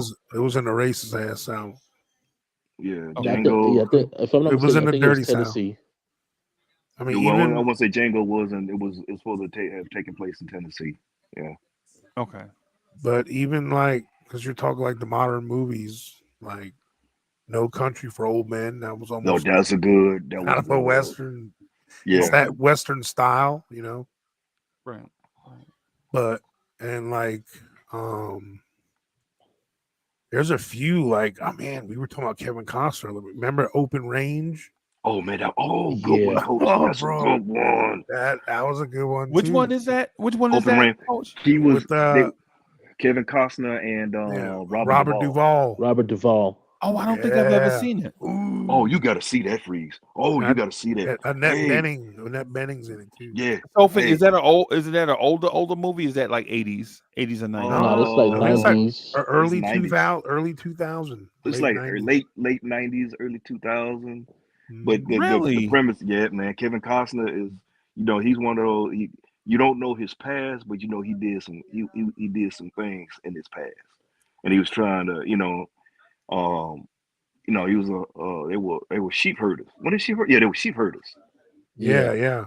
and Well, they messed around. they were cattlemen. Cattlemen, yeah, Cattle, they were just cattle, basically Okay. yeah. Okay. they were passion. They were just passing through, minding their own business, and Yeah, like and Robert Duvall was kind of like a the old rancher head. whose old head was kind of giving, He didn't ask about his past. yeah. He just gave him a job. As long as you work, you do what you had to do. And it And had that classic like they had the corrupt guy that they had to yep, deal with. I think I saw it. I think I saw this. I think I may have saw it. And does Kevin Costner and Annette Bening have a relationship? Yeah. Yeah. I think I may have seen it a long time ago. And the bad guy was the guy that played Dumbledore in Harry Potter. Yeah. Really? Yeah, Yes. yeah. And I'm gonna tell you this here, Freeze. His role in that, well, he was a He mother MF. get bad. Yeah, he was. And it's one of those you just like, oh, I can't wait to shoot your ass.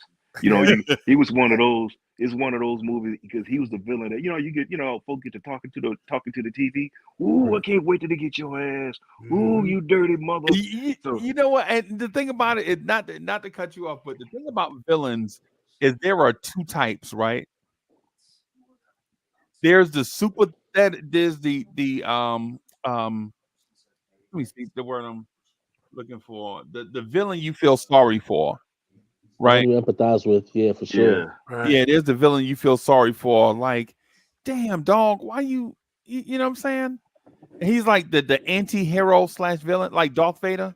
Mm-hmm. Yeah. Or Heath Ledger's version of the Joker.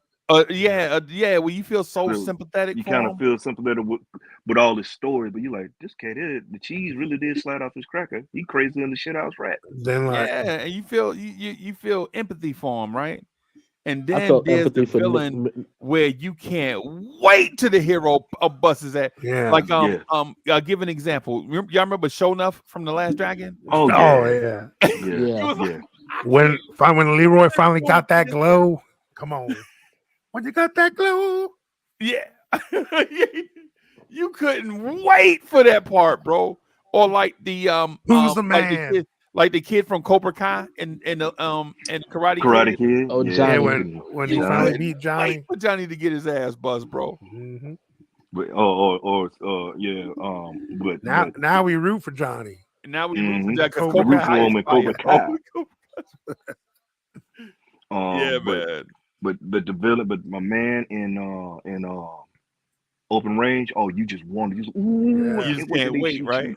Oh yeah, I was like, ooh, I can't wait till they shoot you in your ass. Mm-hmm. So I was gonna ask. I kind of combine these two topics together. That's why I want to expound on the villain.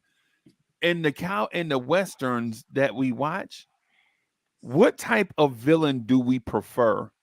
Do we prefer the sympathetic villain that maybe, you know what I'm saying, everybody is, you understand it's the Wild West and everybody's just trying to get theirs? Or do you prefer the villain to be flat out an evil villain? You gotta have the heel like in WWE. I like where everyone hates him. They can't wait till he get his. Yeah. I prefer the heel. I think this is why for me I love Tombstone because John Beale's character, the way he portrayed Johnny Utah. Yeah. I mean not Johnny Utah, but Johnny Ringo. Johnny Ringo, yeah. You know Daisy there, Johnny. Johnny Ringo's an educated man. Like the dynamic between him and Wyatt Earp, like you couldn't help but to just like, especially when the challenge got laid down between him and Doc Holliday. It's like I can't wait for Doc to shoot you. I just right between the eyes when he was spinning the shot. When spinning the cup glass. Yeah. Johnny, especially what made that scene, Coach, was when Johnny did it with the pistol first. Yeah. And it put you on the edge. That was fire. Yeah. It was like, oh, maybe he might be better than Doc. Yeah. Like there was a little, the window was slightly open where you was second guessing, like, yo, Doc might be in trouble right here. And then when Doc started spinning that 10 cup, bro, everybody knew, like, that's your ass, Mr. Postman. Oh man, but the way he played it out, because I watched that and everybody talk about how great it was because it was a foul movie. You got Kurt Russell. I mean, it was Kurt Russell was in it, so Kurt Russell and Sam Elliott was in it. When Wyatt Earp finally snaps, oh, I'm coming. After his friend got shot in the rain. Oh my! But y'all can't tell me that you did not expect that you expected Val Kilmer to steal the movie the way he did. Oh, but bro, he always do that, bro. That's what Val Kilmer do. I'm about to say, I did. Because one of the other movies Val Kilmer has, one of my favorites, was The Saint. Yeah, The Saint. Those are underrated, fire. the Saint, the way he played, man. And like I said, And he but became Jim Morrison in The Doors. man, he was, yeah, he Bro, he embodied was that. him, bro. Fire. He was. He I embodied that. sometimes when I think back and hear him, I see Val Kilmer. Yep. He even sang them parts. A lot of them parts, they said. You know what's crazy is, this is the thing about actors like the Val Kilmers, Method. They were like Heath method Heath actors. Ledger, and a lot of those guys that get into the role, they get so deep. They get so deep in the role. That would happen to Heath Ledger. He got so wrapped up into that role, he couldn't come out of it. Yeah. In a sense. So I was checking out a documentary or talking about actors that do that, because still to this day, Jack Nicholson was the Joker. Oh, he's the greatest Joker. But I was, some people argue, and I said, no, it was Heath Daniel Ledger. Day-Lewis You is talking like about that. method acting? Yeah, method Yeah, acting. you want to talk about There Will Be Blood, kind of a westernish Oh, movie? yeah. Bro, Daniel Day-Lewis part of that movie. It's correct. I think he wasn't in. I gotta find this movie where the one actor I was telling you about. He wasn't in the Magnificent Seven. He was in some. I can't remember what he was, but I'll find it and get back to you. The original Magnificent Seven. But damn, the original Gangs cast, of New man. York. They, Ooh, Oh, remember Gangs that? in New York. Oh yeah, man. Oh, Was you thinking that about was Steve pretty good. McQueen from Magnificent Seven, the first one? Steve McQueen was in it. It was Yul Yul Brynner was Brynner, in that. Yeah, Robert Vaughn, Charles Bronson. Bronson. You got James Coburn. That's what I was trying to think of too. Oh, James the Coburn. old man with the white hair. Yeah. Yeah. Eli Walsh, he was always playing the villain. He was the villain in Good, the Bad, the Ugly. It was dragging around. He was a villain in it as well. I mean, they had a cast, man. They had a cast in it. And that's also what I liked about Rio Bravo, with James Caan when he first came in as Mississippi, walking around with the top hat and the sawed off double barrel. But that was more of a. It was more of a. That was kind of one of the first buddy. The formula for the buddy cop movies we got for the that we got the lead, like I would say Lethal Weapons, but more of the Jackie Chan and Chris Tucker, those type, because the comedy way they played it. But then you had the other one, The Shanghai Nights. Bad Boys. All like that, man. So they had the premise for that, because really, if you look at some of the movies they're doing now, they're kind of tapping into the movies of old, and trying to bring some of those in. That'd be a good one. Top 10 buddy movies. Oh yeah, man. Yeah. Step Brothers. Mm-hmm. I'm just as Dumb funny. and Dumber. Oh man. Oh, another good one. And Bad Boys. I'm gonna tell you another good western. Two Mules for Sister Sarah. I forgot about that. That was my mom's favorite one right there. I never seen that one. Oh, Clint Eastwood and Shirley MacLaine. Shirley MacLaine. Oh, I might have seen that on the TV somewhere. Yeah, she sat down Shirley to watch it MacLaine front to back. she was a nun. I'm just gonna say she's a nun on the run, but it's a twist to it. So, but in Clint Eastwood's kind of like a hired gun to go, and they had to, across the board. They went over to Mexico, and he was hired to do some stuff. She's on the run. It's a twist to it. So you got to check it out. Two Mules for Sister Sarah. Check it out, Coach. When you watch it, you gonna like it. You gonna laugh your ass off on some stuff, but you gonna like it. Hey, so I'm on a website. I'm on IMDb, and Silverado. they list. I like Rotten Tomatoes. I like better than them, but IMDb's good. Yeah, but they have Tombstone listed as the 80th greatest Western of all time. What? 80th. Ain't no way. So they're basically just naming all the westerns prior to the creation of. They listed the whole Western era, and then they're being haters. Yeah, man. There's just no way I can. No, hell no. The Outlaw Josie Wells is listed as the 88th greatest Western of all time. Wow. See, that alone should tell you. Disqualify you. What are they basing that on? I don't know. That's like the Rolling Stones hip hop list. I don't want to hear anymore. Oh man, I'm good. Yeah. I usually Rotten Tomatoes usually pretty good Right. with Right. when I As look long at as you tell me ratings. the good, the bad, and ugly is probably like number one, then I'd be like, okay, I guess there's some saving grace. But I'll give you some, yeah, but man, look, it's and that's why I don't really like a lot of those things like that. Because I remember, even with Rotten Tomatoes, I look at them side eye because it was a movie. Me and my homeboy, he was like, "Man, Rotten Tomatoes said." I said, "Man, the hell with that. I'm gonna go see it regardless." You know, because be my own judge. I'll be my own judge of it. We went to see this movie. I'm trying to remember what movie it was. And we came out like, man, that was tight. I don't know what the hell. I said, that's why I don't listen to all these things. I take it with a grain of salt, and I'll go in with go in to check it out. Like, they made a big thing out of and you may look at like the Aliens franchise when they came back with Covenant and Prometheus. I think those movies were horrible. Right. Right.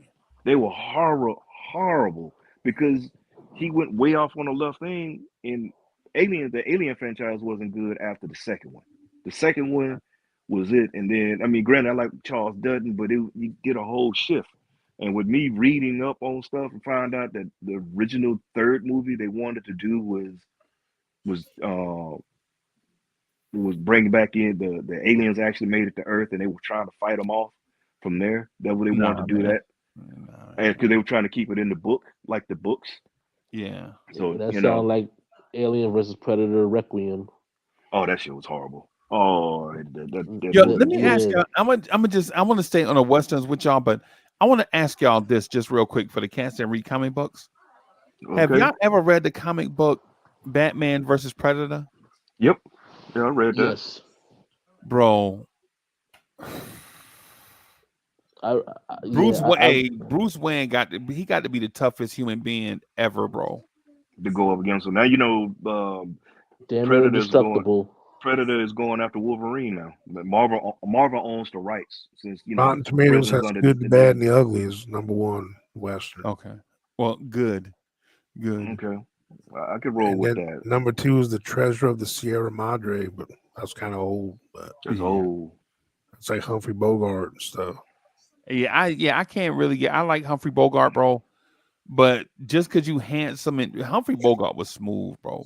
Mm-hmm. Humphrey Bogart was like the Roger Moore before Roger Moore was More. born, bro. Yeah. Oh, I think He's the American Roger Moore. you know where you He was, yeah, but he what, wasn't. Humphrey Bogart wasn't American though, was he? the Jeff Bridges one you were thinking of. It was the Hell on High Water, right? No, but that was a good movie though. Yeah, bro. Hell or High Water. Remember that one? That was like Yeah, kind of that one recent. was where there were bank robbers and Jeff Bridges was supposed to be like the sheriff trying to Oh. catch him. Yeah, Mm-hmm. bro. Yo, just real Another. quick, was Humphrey Bogart American? I don't know. With a name like Humphrey Bogart, that don't sound American, right? Mm-mm. I don't know I what he was. don't know. I I don't don't know. know. I have to look that up. I'm honestly asking. I don't know if it's right or wrong or not. I'm just asking. Oh, I'm not sure. I'm gonna look that up. I'll check into that. A I'll tell matter you of fact, another. he was born in December 25th, 1899, New York, New York. He's So he's from American. Brooklyn. Okay. Mm. Another one, another Western we left out. High Plains Drifter. Yeah, Oh yeah. What is that, Sophie? I didn't hear you. I'm sorry. High Plains Drifter. Clint Eastwood. Okay. When he came back and he painted the whole town red, and he was because it was like was he a ghost or whatever? Because it kind of makes him like he came back from the dead. He was a wraith. Basically, he came back from the dead to get revenge on the three men that killed him because he was a sheriff. Okay. And he whipped one cat. I mean, he got the whip and he whipped this cat to death with a whip. But then he shot the one cat ear off. That shit was funny as hell when he shot his ear off. They didn't know what was going on. But the way he did everything, he had this town and they painted the whole town red and everything. And he had a little dwarf, made him the sheriff. It was crazy how it Oh went wow. down. And then when the way it ends is so smooth too. So that's another good one. And then another one was the War Wagon. It's a John Wayne and Kirk Douglas movie. Kirk Douglas did his thing. He had some, but I'm just not a big fan of that dude, bro. ooh, To me, Kirk John Wayne is Douglas. the same dude. Like what well, Coach said about Kevin Costner. like the dude is the same guy in every movie. Like there's no complexity to I it. mean, he was because you look at him and Chisholm and Big Jake and all that, and then as I got older and realized how racist he was, it kind of that soured me on on a lot of when it came to John Wayne, his movies.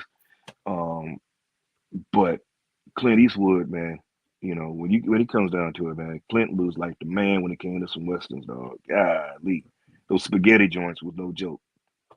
Right. Another good one was Silverado. That's another good one with Danny Glover. Oh yeah, I remember that one. That was good too. I like the dude. I would rather, instead of John Wayne, I would rather have seen the dude from Gunsmoke be in those roles. Yeah, you know what? He mainly did that. He did some other movies, but the movies, a lot of his they just weren't. People don't really talk about his movies like that. That's what was cool about Once Upon a Time in Hollywood. Like Leonardo DiCaprio's role was like he used to act in some movies, and then he started getting into the spaghetti westerns, went to Italy and stuff. That was like, yeah, it's an homage to that era. Right. And like Leonardo DiCaprio plays like an actor that used to have some popularity, but then like he's starting to fade away, and he's trying to still stay relevant, So he's like I'm Harrison Ford right now. Like he's like Harrison Ford. Yeah. Yeah. Man, hey, so Coach, who's your favorite actor of all time? By the way, would The Revenant be considered westernish? Would it? Oh, Leonardo. Yeah, with him and Ooh, that's a good. That's kind of like it's a western, but it's almost kind of like a more of a period survival. piece. Yeah, Survival, more like a period piece. frontiers movie. Yeah, Frontier. there's a difference. Yeah. I'm with you. Yeah, that's probably a difference. Kind of All like a Grapes of My Wrath. favorite type. actor. I don't know if I think right now in this moment, Coach, I'm not gonna lie to you. Right now, today, just today, now I'm saying this knowing that tomorrow I may have a different answer. Right. But today I think Tom Hanks is my favorite actor of all time. Man, Because I like the conspiracy theory movies. Yeah, and he did do those very well. And he did the Da Vinci Code. I mean, you can just go through all of them with him. Yeah. Forrest Gump. Yeah. Castaway. Hell, even Big. Yeah. Yeah. Start off with those movies. But that Terminal, you ever see Terminal? Yeah. Yeah. Then the one where he was the pilot. Philadelphia. Yeah. Then the pilot one was the one where he was a pilot and landed the plane in the Hudson or whatever. Captain Phillips. Captain Phillips, one with the pirates. Yeah. The movie we talking about Sully. The movie we saw with that Soulfinger put us on. Road to Perdition. The Road to Perdition, bro. Yeah. Might be one of his best movies, bro. Man, I love that movie. Are you guys kidding me? Not one person mentions Joe versus the volcano. Are you kidding me right now? Right. Brain Cloud. Right. Man, look, Road to That was Perdition. one of those underground classics. Philadelphia, like DSJ said, bro. Yeah. But I gotta say, Tom Cruise, because of over the last 10 years, what else he's been into, and just solidified his versatility and everything. Man, Samuel L. Jackson is ridiculous. Yeah. I mean, this dude is a major character in two of the biggest franchises ever, the Marvel movies and Star Wars. Yeah. Plus, he's pretty much the star in almost every Quentin Tarantino movie. Yeah. And he saved us from snakes on a plane. And and he knows Who the fuck is this asshole? Yeah. Say what one more motherfucking time. Remember when he goes into Coming to America? That's him with the shotgun. That was one of Everybody his- move, I'll blow your fucking head off. head off. He's like, sir, I'll be forced to thrash you. What?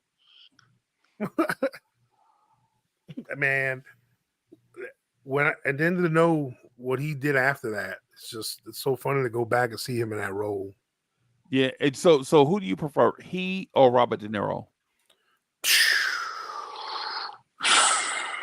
I mean, De Niro is just still. De So Niro has good. some clunkers too now. No, Yeah, he's he had did. some weird ones, but You know, Yeah. one of my favorite De Niro movies, and it's not an action movie. Well, it's a comedy. The comedy, yeah. It's a comedy buddy joint. And Midnight that's Run. Yes, sir. Midnight Run. I knew it. yeah, Yeah. I can Midnight watch Run. that. Yeah. I can watch. Man, I watch that Joker. I love that joint. I love that joint. It's nothing over the top, but it's so simple on how they put the movie together. But Yeah. how he gets him, Marvin. Look, like what he be punching and knocking him out every time.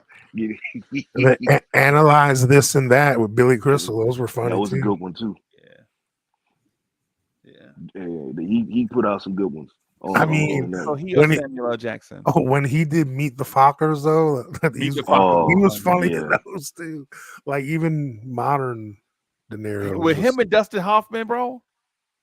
Oh yeah. Oh my god, bro. Yeah. Yeah, that was hilarious. Yeah.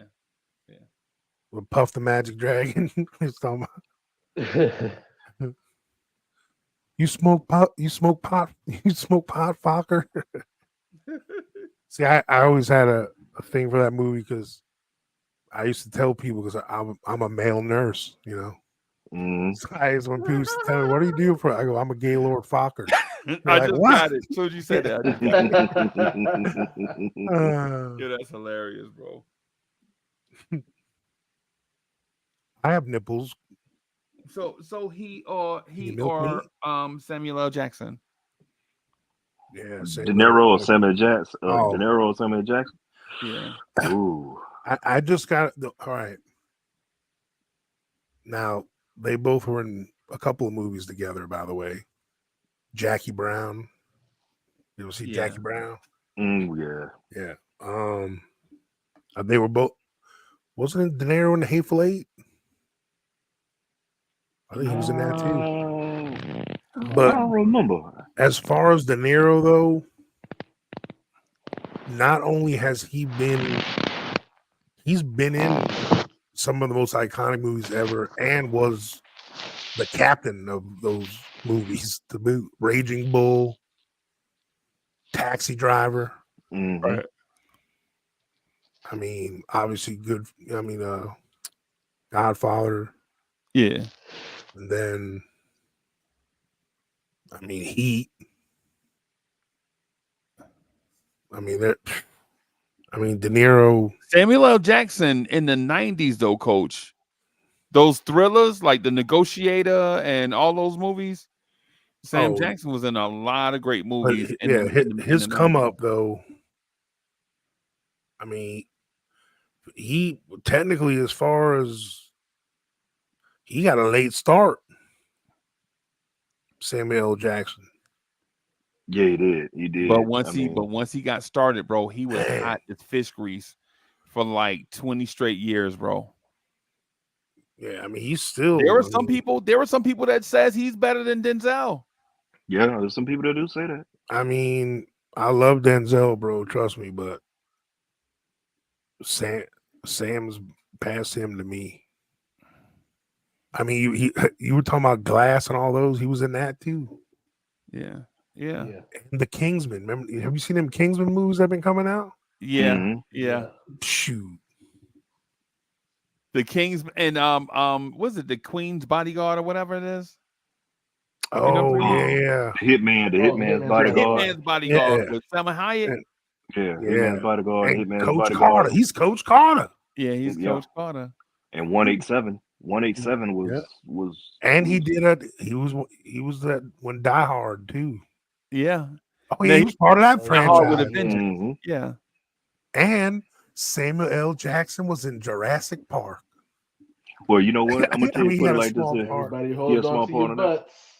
But I'm gonna tell Yeah. you know you something if uh Marvel created their Nick Fury to look like him.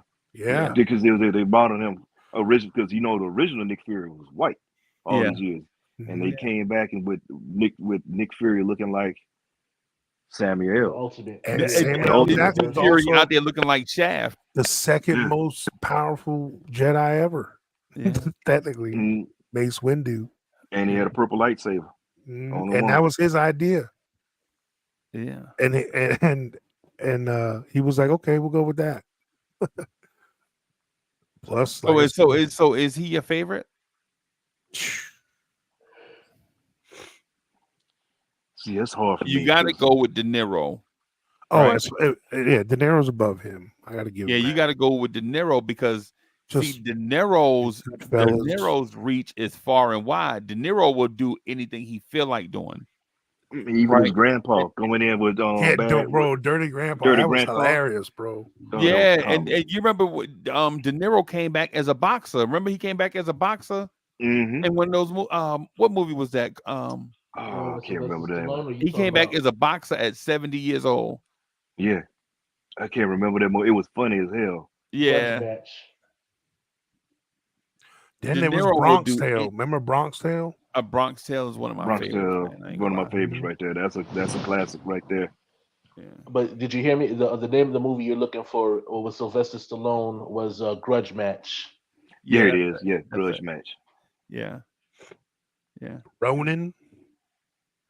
Oh, Yeah, Ronin. that was a good one. Oh, that's a good one Oh, right yeah. there. That was another good one, bro. That car scene, the chase scene. Oh, and the Audis. Hey, look, that movie Yep. put Audi on the map. Yeah. Absolutely. You remember Copland? Copland is another one. Yeah. Yeah, that's That was another another good good one. one. You know what I like Yeah, I about think Copland is the fact that you saw Stallone in a different role. He Yeah. showed another side because he was always he came in all out Right. of shape and everything, and he was like a joke Yeah. in the way it went down. I like Copland. That's a sneaky. Yeah. That's a undercover sneaky little Mhm. joint to watch. I like Oh, it for the fact that it gave range to everybody else. Because Yeah, even though the bigger names was clearly Sylvester Stallone and Robert De mhm. Niro, Harvey Keitel made his name on that movie that's as well. right. He Harvey really made an Keitel was in imprint. there. Yeah. Oh, yeah. We were talking about Robin Williams earlier. Made me think of De Oh, Niro was so just Awakenings. real Remember quick, that? since we there, I want to ask y'all this too. Not to cut you. If De Niro is the greatest actor ever, what do we do with Jack Nicholson? Mm. Well, I got another person in there. What I about Anthony mean, Hopkins? now you're talking. Yeah, I was about to say Anthony Hopkins.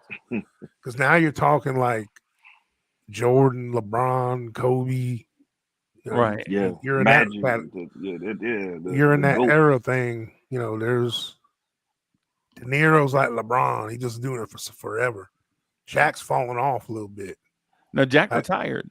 yeah, that's what Yeah, I'm saying. Jack Like he's retired. I done. would say I Like De would Niro kept going. Yeah. I would say in this well, Jack is good, but for me, I like Robert more than Jack. Like here's the A thing little about bit. I Jack just Nicholson was Babe Ruth. Like he yeah was like, man, yeah. he hit so old home, and I was thinking about Anthony Hopkins then being all of a Babe Ruth. sudden Hank Aaron came around because he played a little longer. And You see, know, Anthony like De Hopkins Niro is is his like Hank Aaron. You know, of Anthony the whole. Hopkins his range. Cause see, and that's why it's hard for me to say who's the greatest. Because this is like saying who's the greatest, who's the greatest R&B singer of all time, or who's the great. It's kind of hard to make the greatest. Ooh, It's we can do fun to that try to list. yeah. We look, Oh, we we done. already R&B know that's singers. Marvin Gaye. Oof. Yeah, So you know what I'm saying. I would say Luther too. you, you gotta. It's and I can't even say a Mount Rushmore actors because of the Rush. You only get this because I would have to still put in Rushmore. because Samuel Jackson is he has to be on that. He's on a list of some of the greatest actors. With his range, he started late, but his range and everything he's done. He's done drama. He's done comedy. He's done He's done a little bit. He's done everything. I mean, hell, like I said, he's the hey, he was the first. He became a Jedi, like he was saying, with a purple Yeah. lightsaber. You know, Like, listen to this. I just looked up this thing about Samuel Jackson.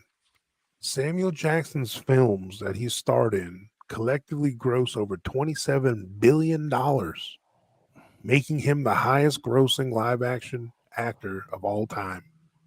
hmm Yeah. I mean, yeah, he put up a lot of man. He's got his paper, and he's done so I so still don't much. think he better than Morgan Freeman. I'm sorry. But see, and then like I said, you got Morgan Freeman, Samuel Jackson, Denzel. Denzel. You know who I think Pacino. rivals Sam Jackson, and you'll laugh initially until I break down films of his and roles of his, and that's Lawrence Fishburne. Lawrence See, another Fishburne. Oh Fishburne yeah, doesn't. yeah. You know what? Fishburne doesn't get. He doesn't get the props he should get. He's just He always. never did.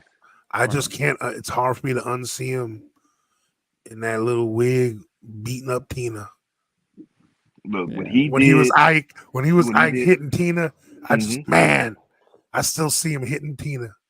no, Yeah. but Yeah, and and the see, thing is, he and it's man, crazy because I look at him like when again, and one of our favorite reviews, one of my favorite reviews that you guys covered, Boys in the Hood, that we Oh gotta yeah. finish. him playing We still Furious gotta finish that. Styles.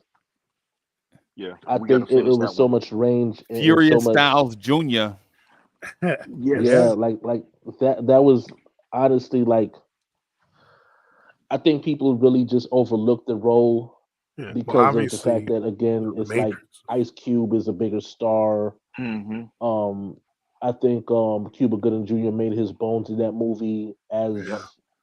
as his own guy. Like he wasn't just the guy in the barber chair in Coming to Yeah. America anymore, right?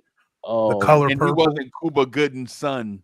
Oh, we forgot about Remember, the he yeah, used color. to be The Cuba color Gooding's purple. son for a long time. We forgot about that yeah. one. See what I'm saying? Yeah, like you know what I'm saying. And I think like in those areas, and funny enough, the crossover of Sam Jackson and Lawrence Fishburne in School Days hmm Oh when yeah. when they was making fun of all the guys that The was going to college college. boys, yeah. And Mhm. Oh, then too, mission boys. think about Lawrence Fishburne and King of New York. Yeah. Yeah, Jimmy Jump. hmm And his very Yeah. first role was in Apocalypse Now. He was I only think Cornbread I Earl thought it and was in 16 the me. years color old. purple. No, Apocalypse Now. He was 16 years old. I Okay. thought it was Cornbread Earl and me. That was no Apocalypse. Apocalypse Now was his first movie. He was only 16 Yeah. when he Apocalypse did What it. Now. year He was that? was. Was that 1979?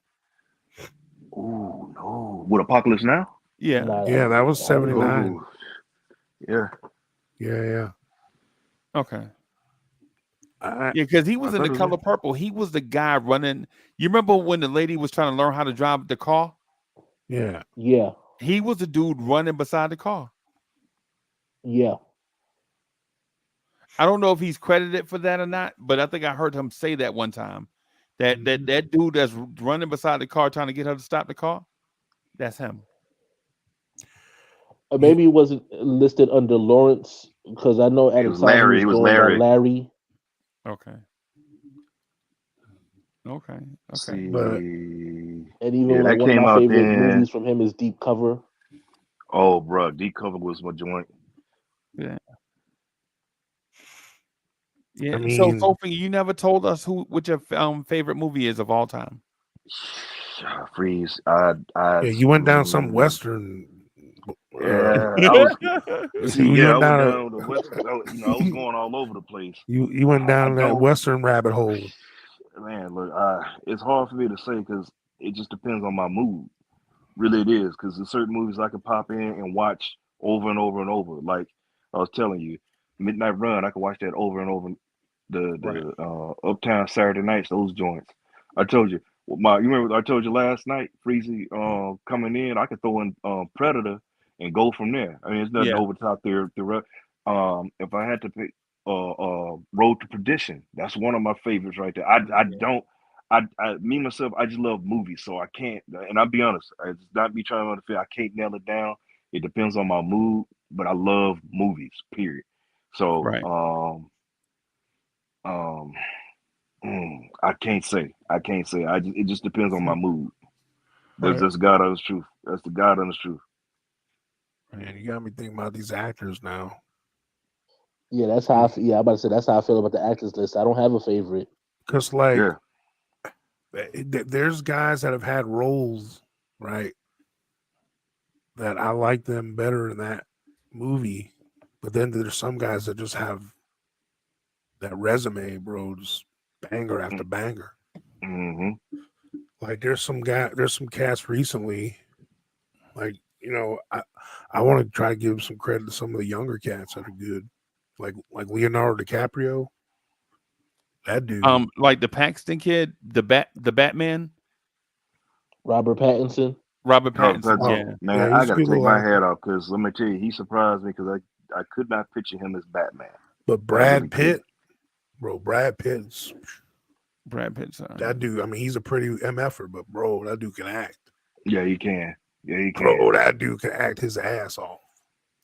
Right. All kinds of You know who roles. I dislike?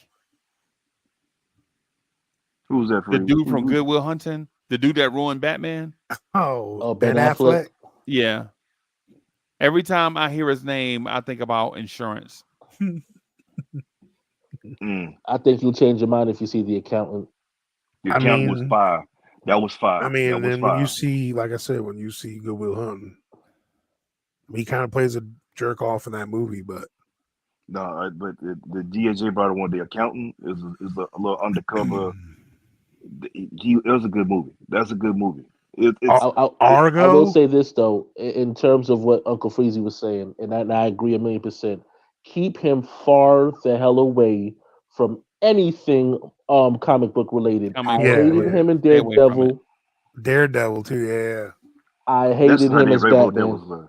But you know what though? You know what? He didn't make a good Bruce Wayne, but he did make a good Batman. You know what I'm saying? He got the superhero chin. But as Bruce Wayne, it was like, yeah, he does smooth. But I see this is just side down and jump back on. You got to keep Snyder away from comic book movies. He doesn't. Zack Snyder comic book movies, no. He doesn't. He goes way too hard trying to do his own thing. Stay away from him. He's doing his own thing with Rebel Moon. Do your own thing. 300 was good because it fit what he was doing, but the mainstreams like that, no, keep him away. Keep him away. But you want to know what's so crazy? I liked the Watchmen. I liked You what know he what? did with the Watchmen, Watchmen. that was Mhm. good. I mean, he kept it kind of close to the book. He really did. He kept it close to the graphic novel, you know, and it worked. But trying to do your own spin and take on I had problems with even with the casting of who they casted to be certain characters and stuff. The way they did that, you know. But yeah, he stay away from that. 300 though. 300 was yeah. Yeah, See, that's a 300. fire movie. Yeah, just Yeah. keep him away 300 from was certain dope. things. Did y'all ever see Argo? Yeah. You know what? I have to admit, I haven't. With bro, that's a good one. Y'all see with him with Ben Affleck. I'm not, man. I just don't. I think he's got a. I just don't like him. No, but he's not one of my favorites. Yeah. I think he's better behind the camera. I think he's better working at Wendy's. He's good. Yeah, you know what? I gotta agree with you on that, Coach. He's a good director. He's good behind the Yeah. camera. He really is. Yeah. I couldn't even. When I heard he was associated with Jay and Silent Bob. Hmm. Yeah. It just ruined it for me right then. As soon as I heard, and I love Jay and Silent Bob, bro. As soon as I found out, I was like, man, shit, it is ruined now. Like, you ever saw that movie Jersey Girl? Oh yeah, Jersey Girl. That's actually a pretty good movie. Yeah, But the Jay and Silent Bob's from that what Mallrats? Clerks? Spin off of Yeah. that. Clerks. Yeah, Clerks. Clerks. Clerks. Hmm. Yeah. But yeah, no, I know what you're saying. I mean, out of those two, like Matt Damon was definitely the guy. Yeah, I just can't. For some reason, And bro, listen, I'm not the bully type, the one that just like to pick out somebody and just pick on them or whatever. I just can't, bro. The dead that when I saw bro, I took the missus to the movies to see Daredevil. I was broke, bro. I had $40 to my name, Yeah, and I Daredevil. went to go see Daredevil, and I was so frustrated, bro. I was like, You know, man, come but on, see, bro. the problem with that too is the fact that Fox had the rights and they just butchered it, just like they butchered all the X-Men. I'm not, that's why I'm so happy. I can't wait for Marvel to do when they finally do X-Men because they just butchered. Because like I said, I collect comics, and Yeah. X-Men was my book, was my title, my main they title. about to do that Deadpool Wolverine. Yeah, that's gonna Yeah. be crazy. But that Daredevil was ridiculous. The park scene, I was like, come on, man. Yeah, come on, man. Matter of fact, have y'all seen the Marvels? Yeah, I saw that, and you know what? People were slamming it, and the movie was better, way better than what they were saying. I could understand with one thing with there's a scene in there when they go to a planet where people sing the talk. I could kind of get that. It was like, but a lot of the talk was behind Brie Larson because of what she said. She said, I'm not gonna let some 40-plus-year-old man 40-year-old white man tell me what I can and can't do in a movie or what's a good movie or blah blah blah. So guys, oh, she's a feminist, she's this and this, she's pushing that, and that's why they hate her. They hated her so bad because of what I she don't hate her said. sexy ass. Yeah. I just So think she. Nah, but I just think I she brought that up awkward, bro. because that was the first hint at the X-Men. If you watch the post-credit scene, oh yeah.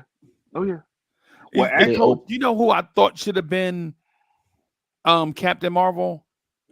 The lady, the African lady from My Ex-Girlfriend Is Crazy. What's the superhero movie? Uma my Thurman. crazy, Uma crazy ex-girlfriend. Thurman.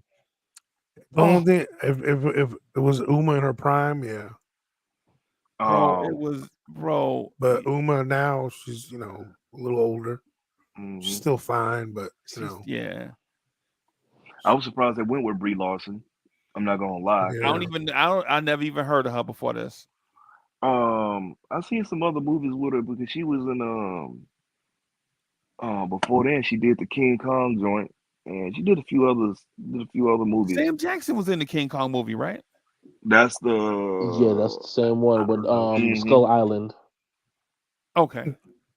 Well, Samuel Jackson be going in everything. Boy, he Jackson. dipped his toe in everything. Yeah. like Samuel Jackson was all about that money. He said, "I'm gonna get my money." Yeah, man. Sam Jackson. That's one thing I respect about him. He and Ice-T, they was like, "Oh, I'm gonna get that Ice-T." Ice-T, I think he's been in more movies than anybody. Uncle Freezie loves Sam Jackson and Juice.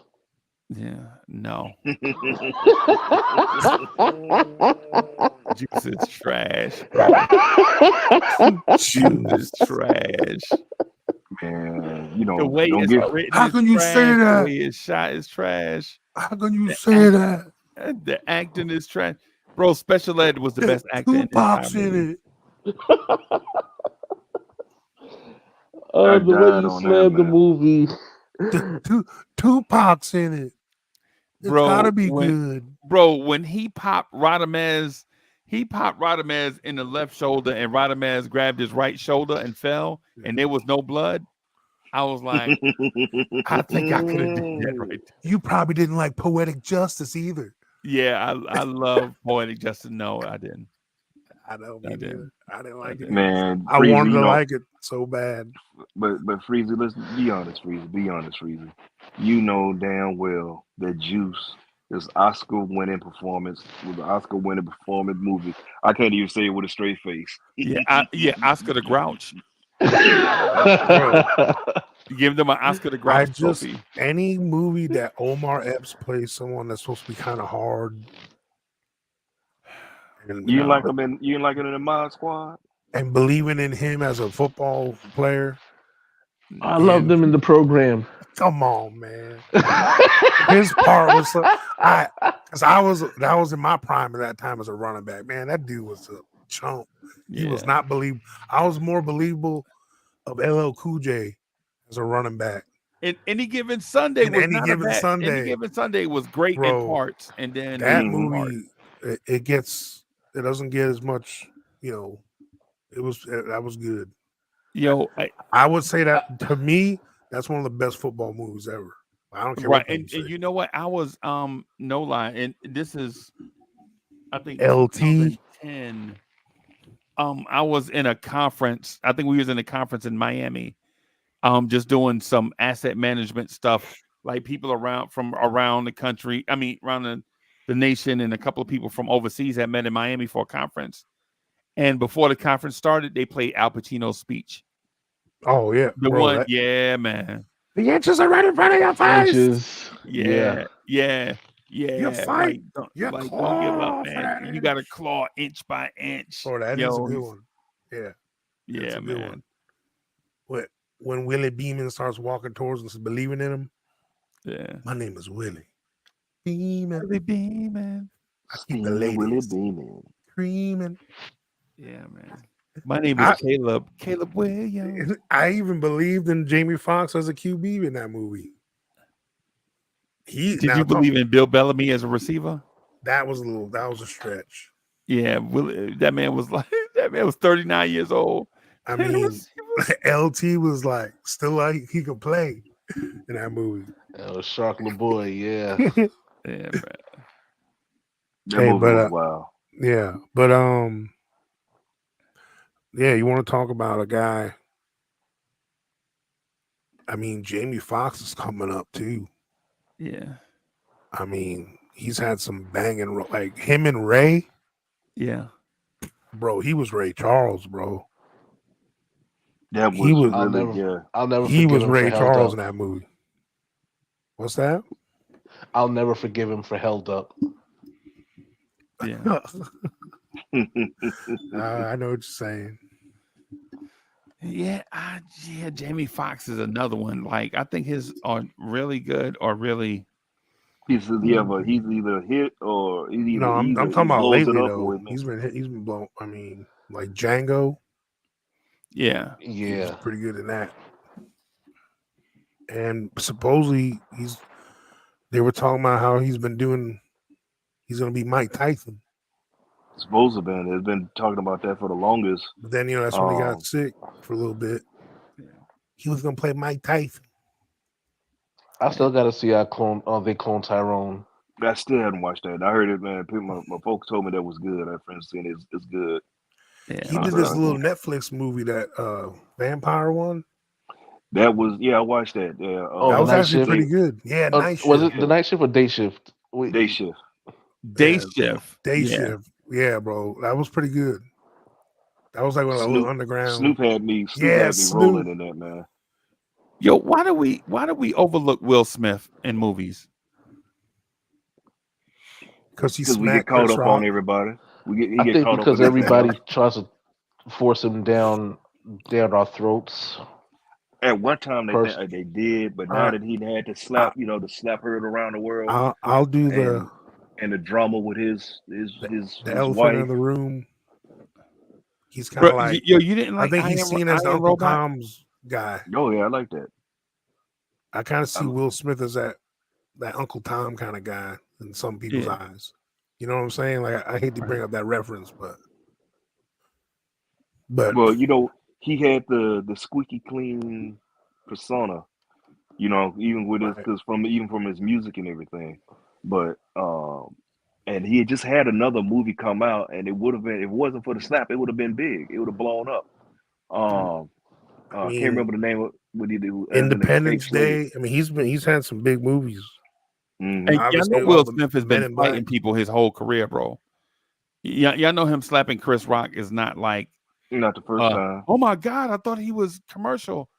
Nah, man. I can't believe the Fresh Prince has such an anger issue. This dude has been fighting people his whole, like the dude that get like. Are you talking about the same people that were surprised when they heard Bill Cosby was dropping pills in people's drinks?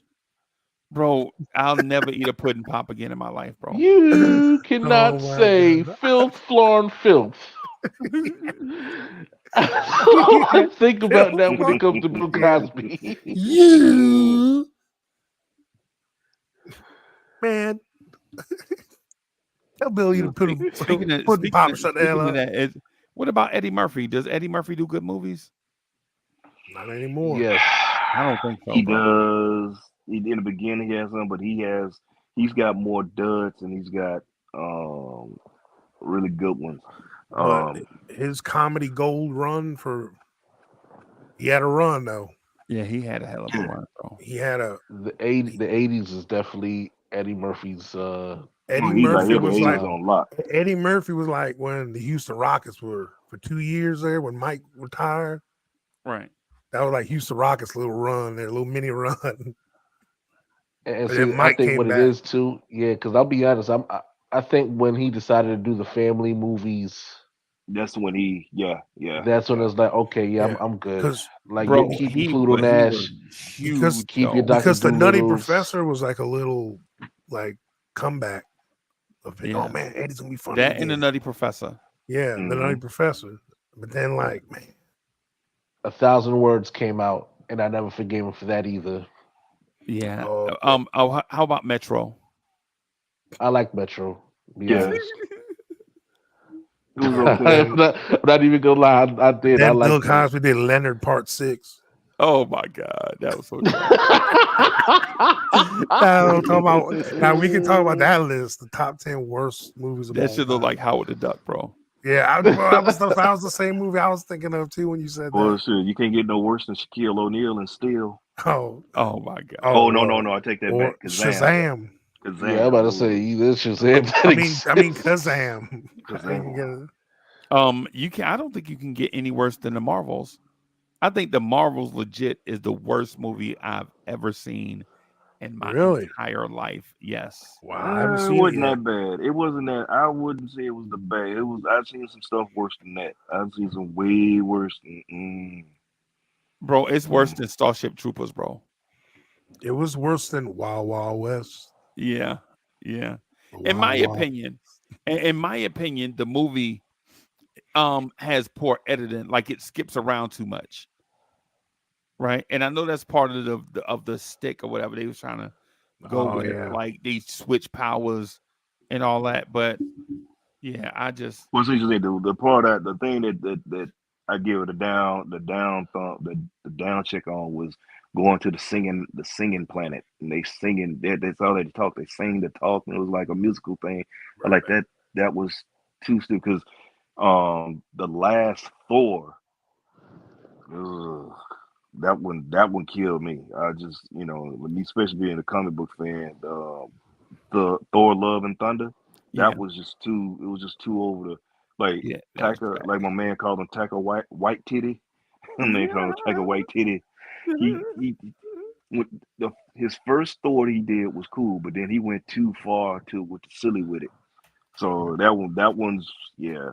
Thor the Mm-mm. Dark World was trash. You know what? I didn't. I actually was cool with the Dark World. Thor movies weren't all the hottest ones, but Ragnarok was the best one. Yeah, Ragnarok was the best one because of Hulk, Ragnarok. though, not because of Thor. Yeah, the Hulk dynamic in it, and Yeah, I didn't, and then too, I didn't like how they used Idris Elba. That was a waste. And also, yeah, um, this is one of those where I didn't want you to use him as Fendal anyway. What Black Vikings you ever seen? We need a Black Viking. You know what I'm yeah. saying? So that was kind of like a problem I had with that. Like, okay, we don't need to keep trying to I'm all for equal, everybody getting film rights, whatever. But Idris Elba was too good of an actor to waste him To in that waste in role. that. Yeah, Yeah, he was too good of an actor to waste in a role like that. Because you could have used him again for something else. right, Any other, something else. He could have been the Blue Marvel. right. Something like that. But yeah, it was just a You waste mean of him. how He was. like how Sony wasted the Silver Surfer in that Fantastic Four Uh, movie? Look, first of all, yeah, no, that was actually Fox. That was Oh, Fox. Fox. I'm sorry. Yeah, Yeah, see Fox. Yeah, see Fox. They killed the Fantastic Four. They butchered the X-Men because you got the perfect person to play Professor X, Patrick Stewart, and I mean, even when they had Cyclops, they made Cyclops into a chump, just a whiny chump, and he's a tactician. they You turned know? Wolverine into a chump. Oh man, yeah, Yeah, all he the was a movies. human punching bag for real. Yeah, Now Logan was fire. Logan was on point, but see, it's But the thing is Bryan Singer, longest Bryan Singer, and who's basically been blackballed in Hollywood anyway. Because Bryan Singer, look at his Superman. This Superman movie was trash. Trash. That was horrible, Yeah. hard, terrible. He And goes back wasn't to that? Didn't he have the airplane crashing into Citi Field hmm in Yeah. Queens? Shout out to all the Mets fans. yeah. Yeah, as a Mets fan, you going through a bad season, you be like, well, what can be worse than this? Superman crashing the airplane into Citi Field. That can make it worse. Yeah, he was like, damn. Yeah, he said that. Yo, shout out to Bully. Bully said the Flash was trash. Yes. The Flash was absolute trash, but I thought the casting of it from the very beginning was just horrible. Yeah. Yeah, Black Adam was trash. it could have been. He had a good ass cast though. He had a damn good cast. Yeah. See, that's on the Rock messed that up because he's trying to make it about him. He's trying to do his takeover. He's trying to do it's almost like he's trying to do a takeover of DC. And you come in as Black Adam to make Black Adam the point. And he missed so many opportunities. He would have been able to just link. He wanted Henry Cavill to be he wanted Black Adam to fight Superman. When if you read the comics, Black Adam was Shazam's villain, and he didn't want it with Henry Levi coming in. So it just Another he bad did casting. yeah. Yeah. That was like ugh. Yeah. I think DC is trash, bro. I'm gonna be honest with you, and I know this sounds crazy, but I think that they missed the boat because Shazam should have been played by John Cena, Instead of Zachary and Levi. the movie that made me think of that was the movie Blockers. Okay. I Because at thought you that was going to point, say that like the movie.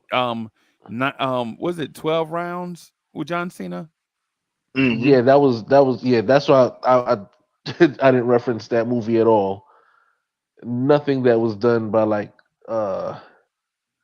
WWE's studio. Is any good? They don't make good movies.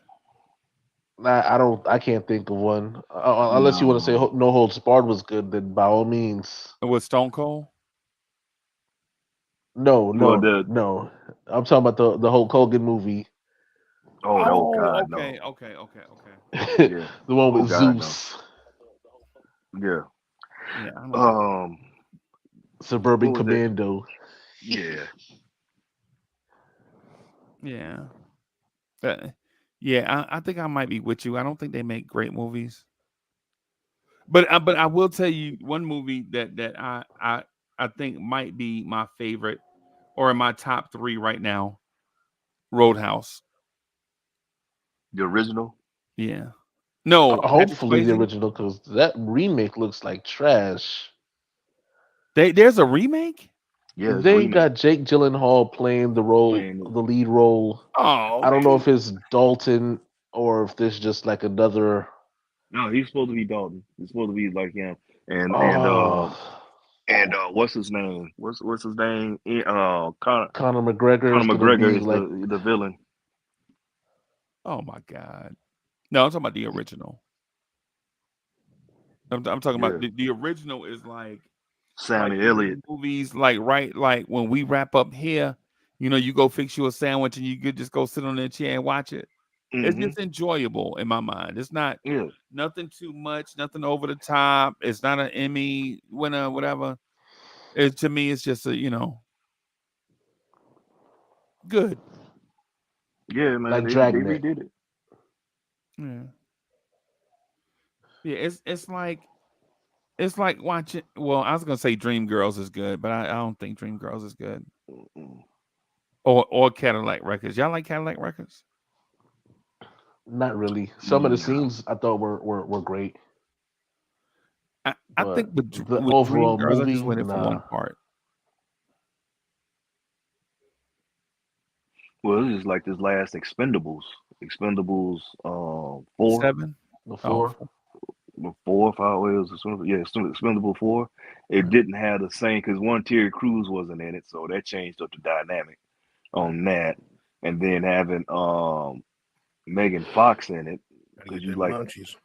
you couldn't take her serious. I was like, you got Megan Fox in it, and she's all makeuped out, you know, on these missions and stuff.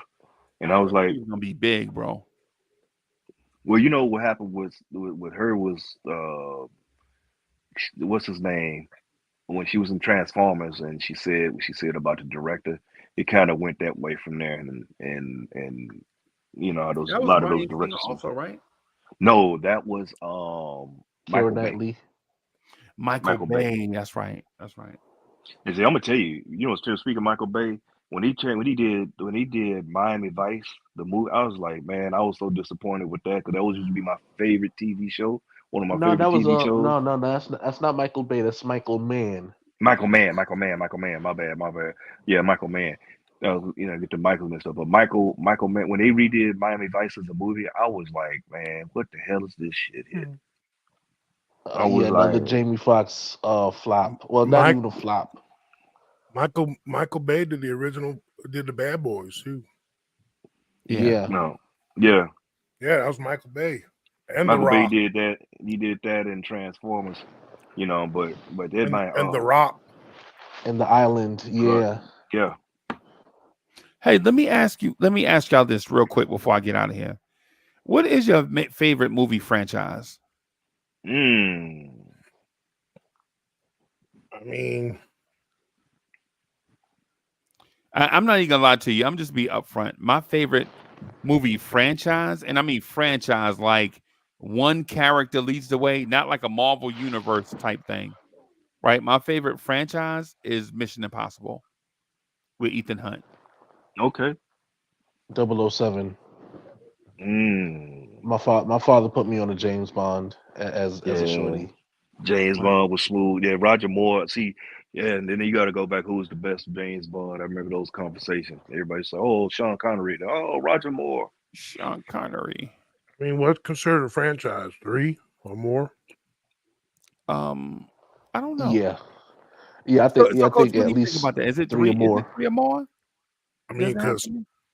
Godfather 2 Well, no, was it still has to be big. more because I think 3 is a trilogy. Mm-hmm.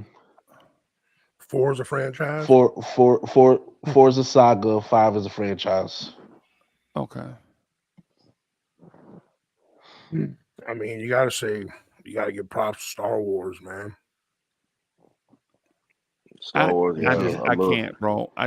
Every time I watch R2D2 roll across sand, bro, I'm like, no, this is bullshit right here. It's the What's future. worse, him or BB-8?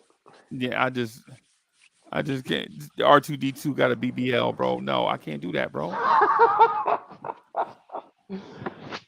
I just can't. I just can't, They bro. later showed that he had little jets in there though, Freeze. That he had little jets. Nah, I just can't. I See, for yeah. me, I guess this is just me just going back and um Star Trek. the no, I was gonna actually believe it. I was gonna, Those really were for me, letdowns. the first Oh, Star Trek Coach, I movie thought was we were not friends, good. bro. Star Trek movies? Come on, I they're thought we The were trash. first one friends, wasn't that bro. good. That Wrath of Khan was woof. But Bro, it's not a see. the The new thing Star about Treks are better than the old ones. the thing By about far. Star Trek, bro, is there's an intellectual piece to it. Let me just put it that way. Yeah, You got to I think mean, beyond I what get you're that seeing. part of it. I do. But You know what I mean? In Star Wars, it's like I think it's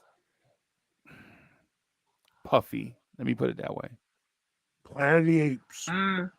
see, I like see that's you got and that's funny because you always have the Trekkies on one side, Star Trek fans on the other side, and then you have Battlestar Galactica fans in the middle. I like Battlestar Galactica also. You know, you had them in the middle, and see, I'm all into sci-fi, so I I support. like that and Buck Rogers. Yeah, man, Buck Rogers was my guy. Yeah. When they brought out Hulk, oh yeah. I mean, Yeah, and Flash Gordon. Lord of the Rings. Flash. Lord of the Rings those were solid. I like Lord of the Rings. You know, then you had the Harry Potter. Yeah, I do got to give those. It. I mean, they're pretty good, but Okay. But Rocky, there's probably only been one bad one. I think the Creeds revived that franchise. Yeah, bro. Yeah, Creed revived. Oh, absolutely. Yeah, because I'm connecting those to it. You know. Yeah. That's the Rocky universe. Whatever. Yeah. Mad Max. Those are some sleepers. Dune. As far Dune, bro, they're saying that new one. That new one, the part two, part two, they say it's fire. Huh? I've been saying it's pretty good. No, I was looking at that hell of a cast. It got 97%. I think they're saying the second one is gonna be all-time classic. Yeah, like top 20 movie all time, bro. Yeah, I know. I watched that 97% on Rotten Tomatoes already. Damn, I actually still got to see the remake. I've seen the first part one. I got to watch part two, and the first one was it was. I was sitting there. I was impressed. Really, I was. You know, because I want to see I see how. You know, they only shot a glimpse of Batista in it, and you know, I mean, they had a cast. I mean, you gotta look at that cast they had in there, man. I'm like, damn. I mean, does Toy Story count? Yeah. I'm not gonna lie. Does it feel like Riddick should have been involved in that whole Dune thing as a Furian with the whole Pitch Black series? See, that when he came out with his movie, and the second, you know, he went from Pitch Black, and then that came in with Chronicles of Riddick. It went way to the left because you're like, oh, he's from Fury and he's from this, and then they came back with the third movie, and it had nothing to do with, you know, he getting kicked off the. It just wasn't. It's just all over the place, you know. So, but you know, I do, you know, I like the Pitch Black. Pitch Black was a different take, even though it was kind of like Alien. It was basically you stranded. It was like an Aliens. It was kind of like Rambo versus the aliens who got these surgically implanted enhanced eyes. You know, it was a different take on it. So you know, Terminator movies, Fast and the Furious. Oh my God, man! They should have just stopped after. They went wild on them, didn't they? Yeah, man. Look, they lost me when you flew when Tokyo Drift. When they took a Fiat, that's the second one. A Fiero, when they flew a Fiero into space, yeah, and they used tape. I was like, okay, y'all lost me. Y'all doing way too much. Or you got a cable and you swinging the car like you swinging from cliff to cliff like Tarzan in a car. I was like, oh yeah. Once The Rock puts his name on something, it's over. You know. Yeah. Like WrestleMania. Hobbs and Shaw. Oh my God. See, I like Jason Statham, man. I'm gonna tell you, if you haven't seen it, check out Beekeeper. Check out The Beekeeper. Jason Statham put in some work on that. Well, the Transporter for me is. So I'm gonna say my top three franchises are probably Mission Impossible, Ethan Hunt, definitely, James Bond, and it's because I prefer espionage movies. By the way, just to let you know my preferences, right? And then third, I'm not for sure if third will stay the same all the time. Right, but I think Transformers probably tells the best story, even if they don't execute in the movie.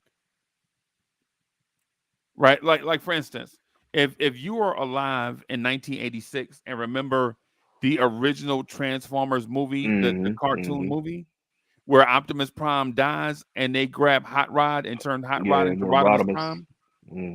You're like, yo, the story is so dope because you go from Optimus Prime being probably the best animated leader ever, right? The best animated leader. And I'm talking about over Superman in the Justice League. I'm talking about over Captain America. I think Optimus Prime is the greatest leader. And you kill him, right? And then you bring in a weak leader and Oh yeah, Rodimus Prime, and everything people just hated goes. Rodimus Prime too. I Yeah, mean, Ooh, I remember that. they They definitely got best toy backstory for sure.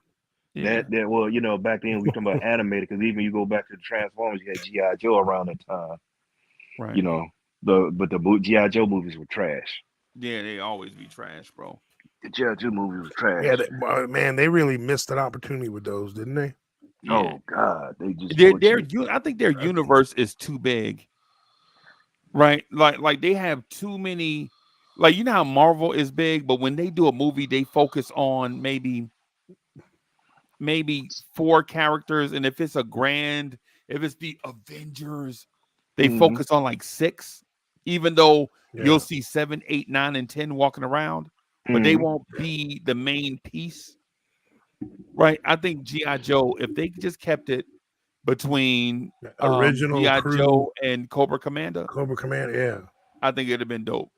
Then they started doing too much of the Destro and side pieces. yeah, and the twins, Snake Eyes. Tomax and Zaymot twins. Then you got Snake Eyes work for both sides. You know what I'm saying? And you got all these. Yeah, it's just too much, bro. They did. They Did you messed up, enjoy and the rollout to the Origins GI Joe Origins Snake Eyes movie? I like the casting of it.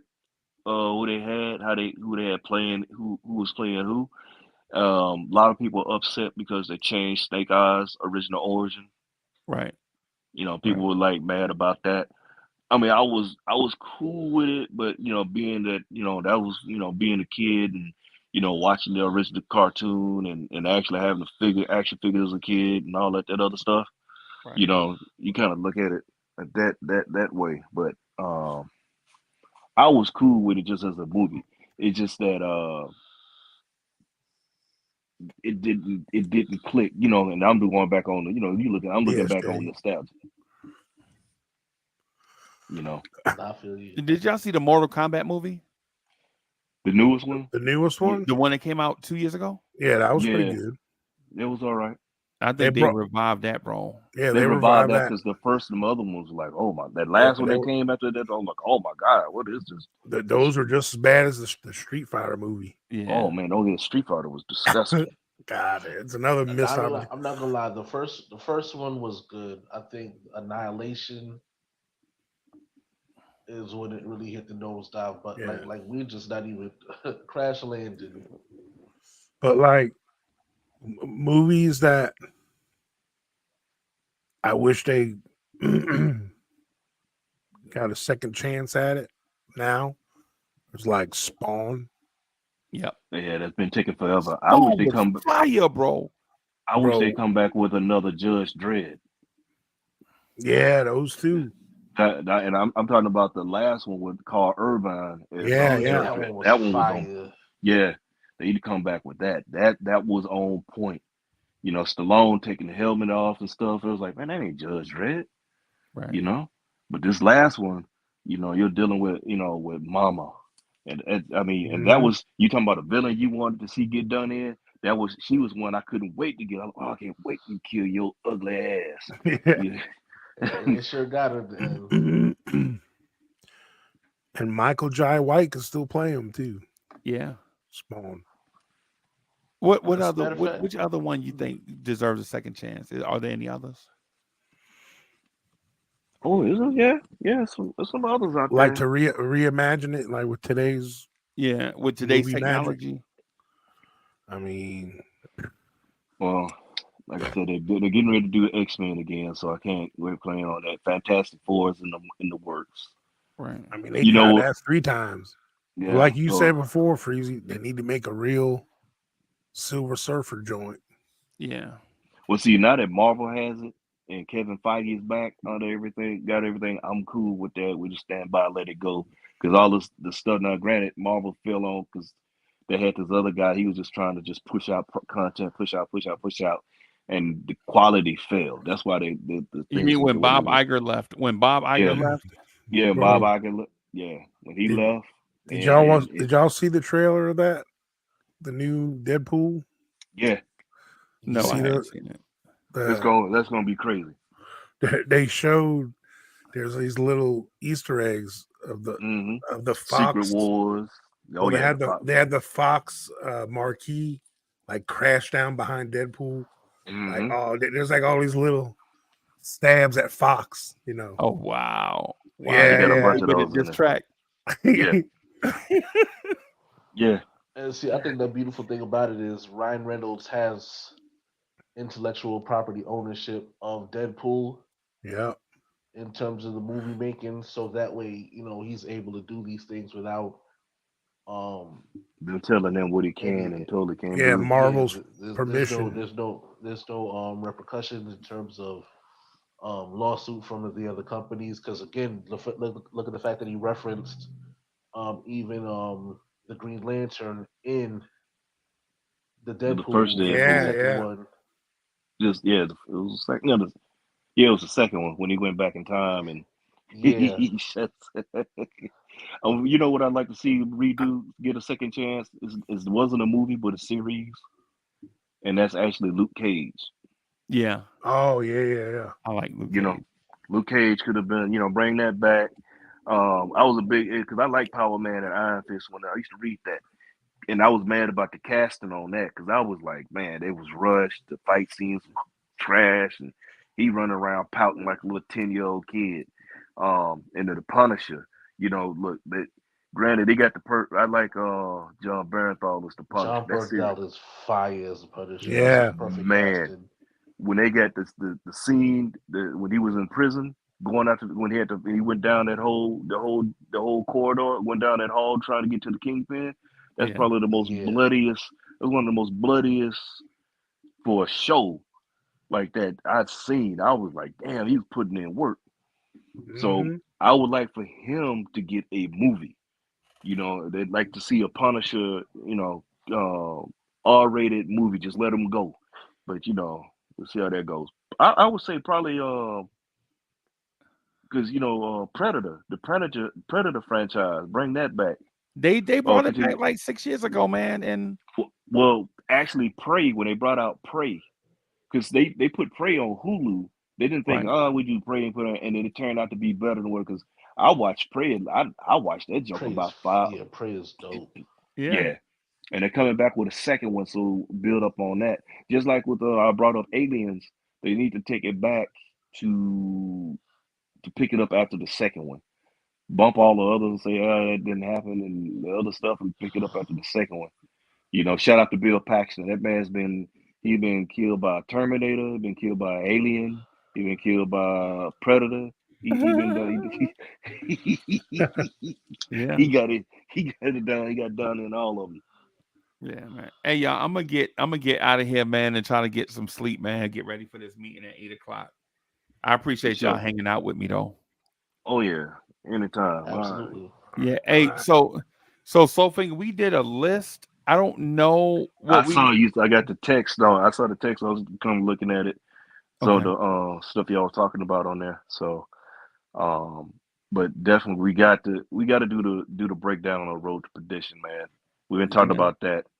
Uh, Road to Man. perdition, and I want to finish up Boys in the Hood because, like I said, we never got past the first stanza. Freeze. And you know what we didn't do too, and this is something I want to talk to y'all about, and maybe we can do it by the end of the year.